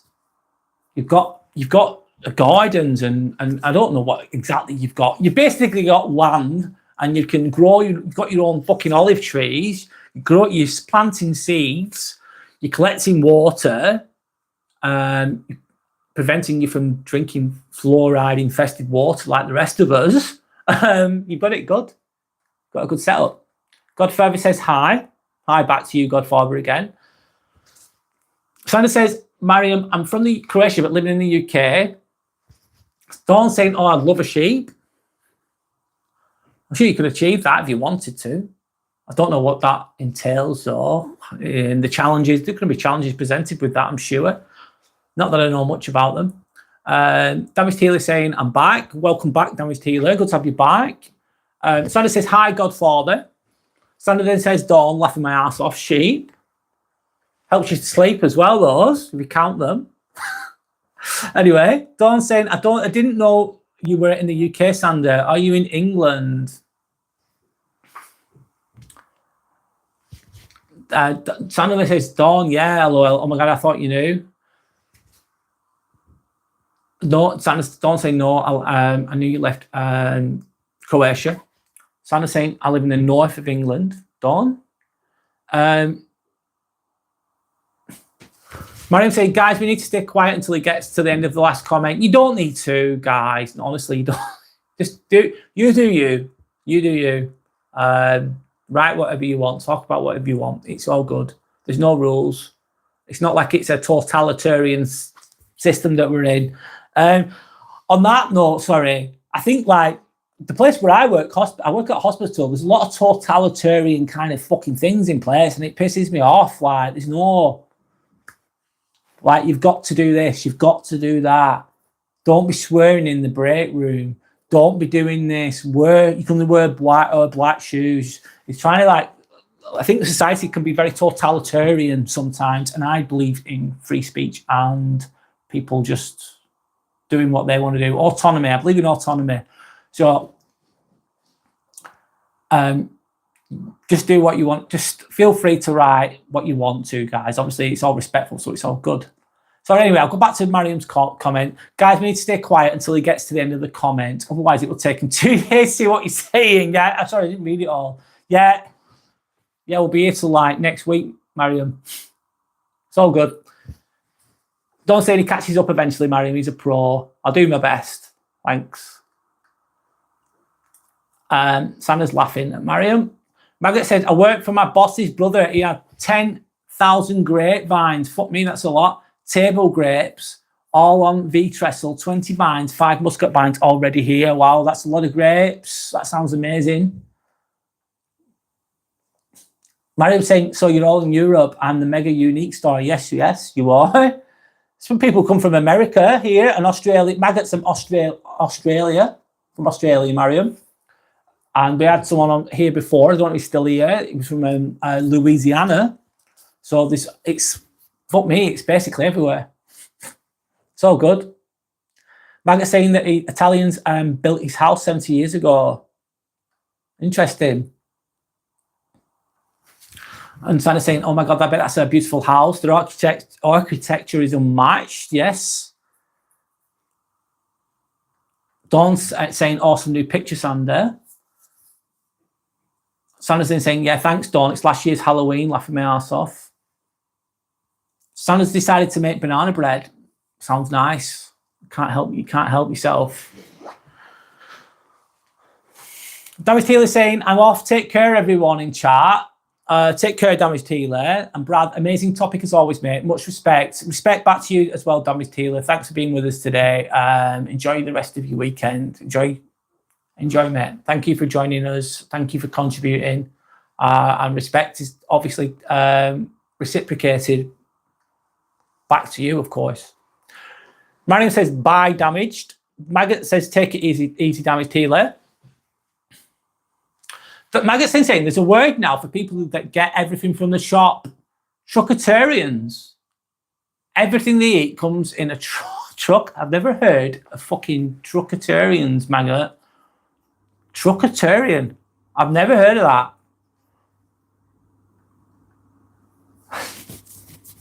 I suppose, where do I get my food? I get it from the fucking supermarkets. Similar in a way. I'm reliant upon the supermarket to get my food, of course. As are lots of people. Don't say haha true, Maggot. Don't say, oh, talking of conspiracies, has anyone seen the link between Charlie Kirk and the film Snake Eyes? No. Dawn. A character called Charles Kirkland was killed in the same way on the same day. What the fuck? Dawn, I've not looked at that, but that's interesting. I've never heard of that, what you've just talked about. I'd have to look at it so I can understand it a bit better. I know nothing about that, but it's interesting. Rob's saying hi. Hi, Rob. Good of you to join us. Hope you're okay. Nice Brad, by the way. Don says the killer has a similar name and fights by the name, the executioner. Crazy. Interesting. Zuki says, Dawn, oh my God, really? 0.0. I don't know what 0. That means 0.0, Zuki. Can you elaborate, please? Mariam says, oh my God, finally he reaches. Hello, Brad. It's been a while. Yes, I've been fighting my way through these comments. And wait a minute, Brad, it's also correct. No worries, it's all good. Nicolas Cage, Snake Eyes, 1998. Yes. I remember vaguely that film. It's quite long. I think I've seen it, but it's years and years and years ago that I saw that. I've just caught up with you guys. Sorry, it's took me a while. Let me have a sip of water. Oh, 0.0 is referring to just a face of surprise. Okay, thanks. I suppose there are quite a few imitation crimes. Yeah. What's that one? Catcher in the Rye, isn't it? With regards to the guy from the Beatles. Oh, I forgot his name. I don't know. Have you read The Catcher in the Rye? The guy that was killed. Oh, I forgot his name. John Lennon was killed, wasn't he? He was shot. And the killer said he'd read The Catcher in the Rye. That's why he killed him or something. I might be going off on topic here a little bit. But I read The Catcher in the Rye and I thought, well, how the fuck have you killed someone out of the back of this book? I didn't get it. I didn't understand it. But anyway.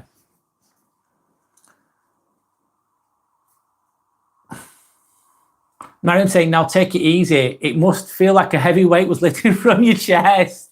Yeah. I'll go with the flow anyway. It's all good. What, just catching up with the comments? Yeah, I'm used to it, Mariam. It's all good.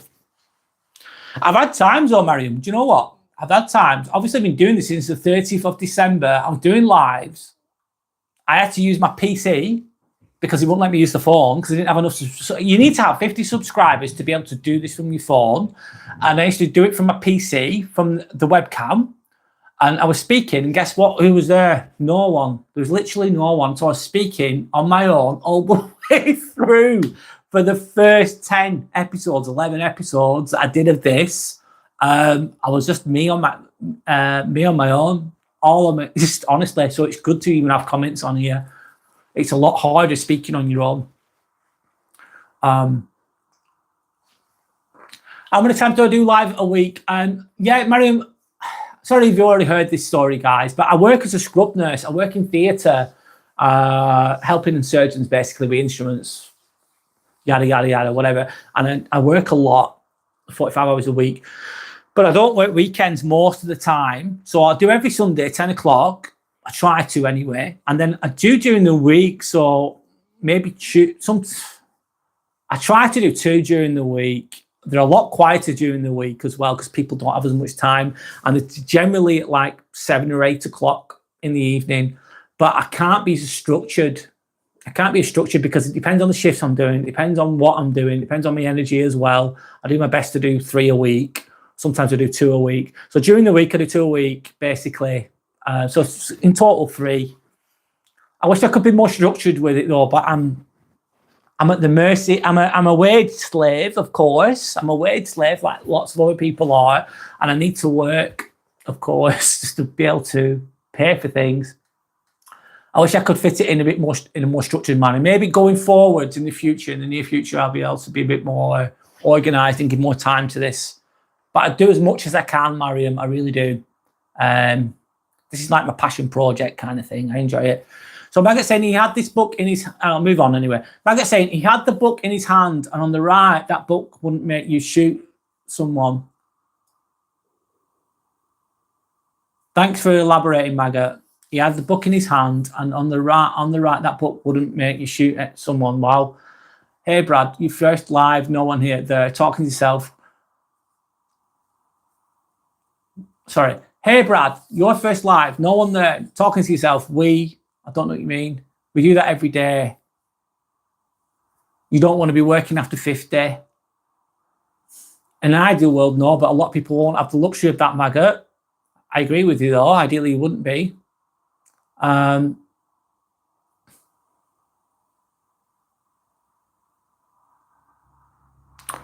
says, oh, God bless you. Good luck, mate. Take care of yourself. Thank you, Mariam. You take care of yourself as well. Good for you. Good to. Thank you for sharing. Thank you for contributing. Thank you for being here. Thank you for sharing your wisdom and your experiences and your perspectives. Thank you for being here today. I appreciate it. I hope that you enjoy the rest of your day. Okay. But Maggot, do I want to be working after 50? No, but I'll always be doing something. I think I've never not had a job since 16. Even when I was at school, I had a job. I had a part-time job at school. I did work experience at Stationery Box, which is now Ryman's. And I did 2 weeks there and I got a job there as well. I was very, very determined to get a job and I've not stopped working. I've never not had a job ever since I was 16.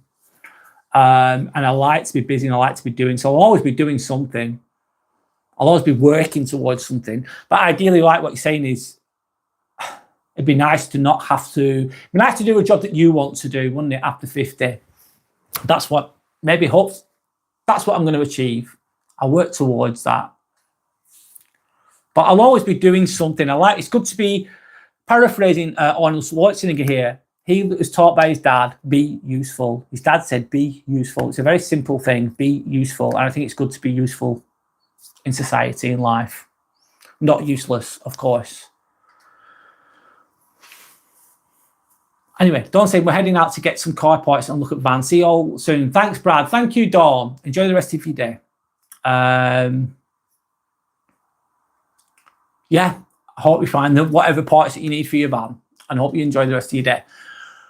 Zuki saying, have you ever gone over neurodiversity as a topic? No, I haven't, but that's very interesting. And the common link with mental health struggles, that would be a great topic if you haven't. Okay. Zuki, thanks. That's a good one. Give me a second. Let me get my pen. Let me see. Pen. I've got my paper here. One moment. I'll write that down. That's a good idea, Zuki. As is Sanders as well. Neurodiversity. And then the common link. Sorry, I'm just writing down for mental health, mental health struggles. If I don't write this down, I'll forget it. That's a good one. Thank you, Zuki. I'll look into that. Thanks for the suggestion. Don't say another guy, a good idea, Zuki. Yeah, Sanders, the idea was really good, and so is that one. So thank you to both of you for those ideas. Maggot saying, I talk to myself every day. Sometimes it feels like a rehearsal for something coming. Sorry, I mean working for other people. Yeah, it's two things you've got there, isn't it, Maggot? You're mentioning there. Yeah, working for other people after 50, working for yourself. That is, I like that. That's something I can work. I'm 42, I'm nearly 43. 43 soon, fucking hell, goes quick. Would I like to be by 50 working for myself? Yes, Maggot, I think that's a really good goal. That's a good goal. That's a great goal. That's what I'm going to work towards that, Maggot. Thank you for that. And then Maggot saying, I talk to myself every day. We all do. We all talk to ourselves inside, don't we? Inside our heads. Of course we do. Sometimes it feels like a rehearsal for something coming. Yeah. You're rehearsing what you're going to say in a certain situation, potentially, is what I gauge from that. Okay, guys, I'm going to call it a day. I've been on here for 3 hours, 30 minutes. I think that's long enough for today. Thank you for your time. Thank you for joining me. I'm going to be live during the week. I'm going to think of the topics I'm going to bring up. What was I going to say? I don't know what the topics I'm going to cover next week. And I'm going to go with the flow. Thank you for your suggestions, Zuki. Thank you for your suggestions, Sander. They're both really good ones. Actually, I will cover those. I'll fit them in at some point in the near future. They're really good ideas, very interesting, thought-provoking topics, let's say. What was I going to say then? Yeah, I hope you enjoy the rest of your day. Let me just go back to these comments. And then I'll close, okay, in a moment. So Maggot saying, I brought my first house at 50. The house is my job. So you put a lot of time and energy into your job. That's a great thing. That's a great thing. You're in a good place, Maggot. It's good to good to own your own home as well. Zuki says, shows love and respect. Thanks for today, Brad, in the chat. Great charts. Thank you. Yes, I agree. Great charts. Really good. Thank you, Zuki. Yeah, so I'll be live during the week. If you check my channel out, you'll see when my next posts are going to be. And I'll try and let people know beforehand. I'll fit it in the best I can during the week. I will be here next Sunday. Definitely here next Sunday at 10 o'clock in the morning. I'll let you know what I'm going to be talking about in the near future, hopefully. And then, obviously, I'll be live during the week. So if you can catch me live during the week, that's great. If not, no worries. But thank you for all your comments. Thank you for sharing all your wisdom on all your perspectives. I appreciate your time. Carry on being your best self. Keep looking after each other. I know life's hard, but we've got to keep going. We've got to keep growing. So thank you, Maggot, as well. Thank you to everyone. I hope you have a good day. I'm going to call it a day now. So thank you for your time. Hopefully I'll see you again soon, and goodbye for now.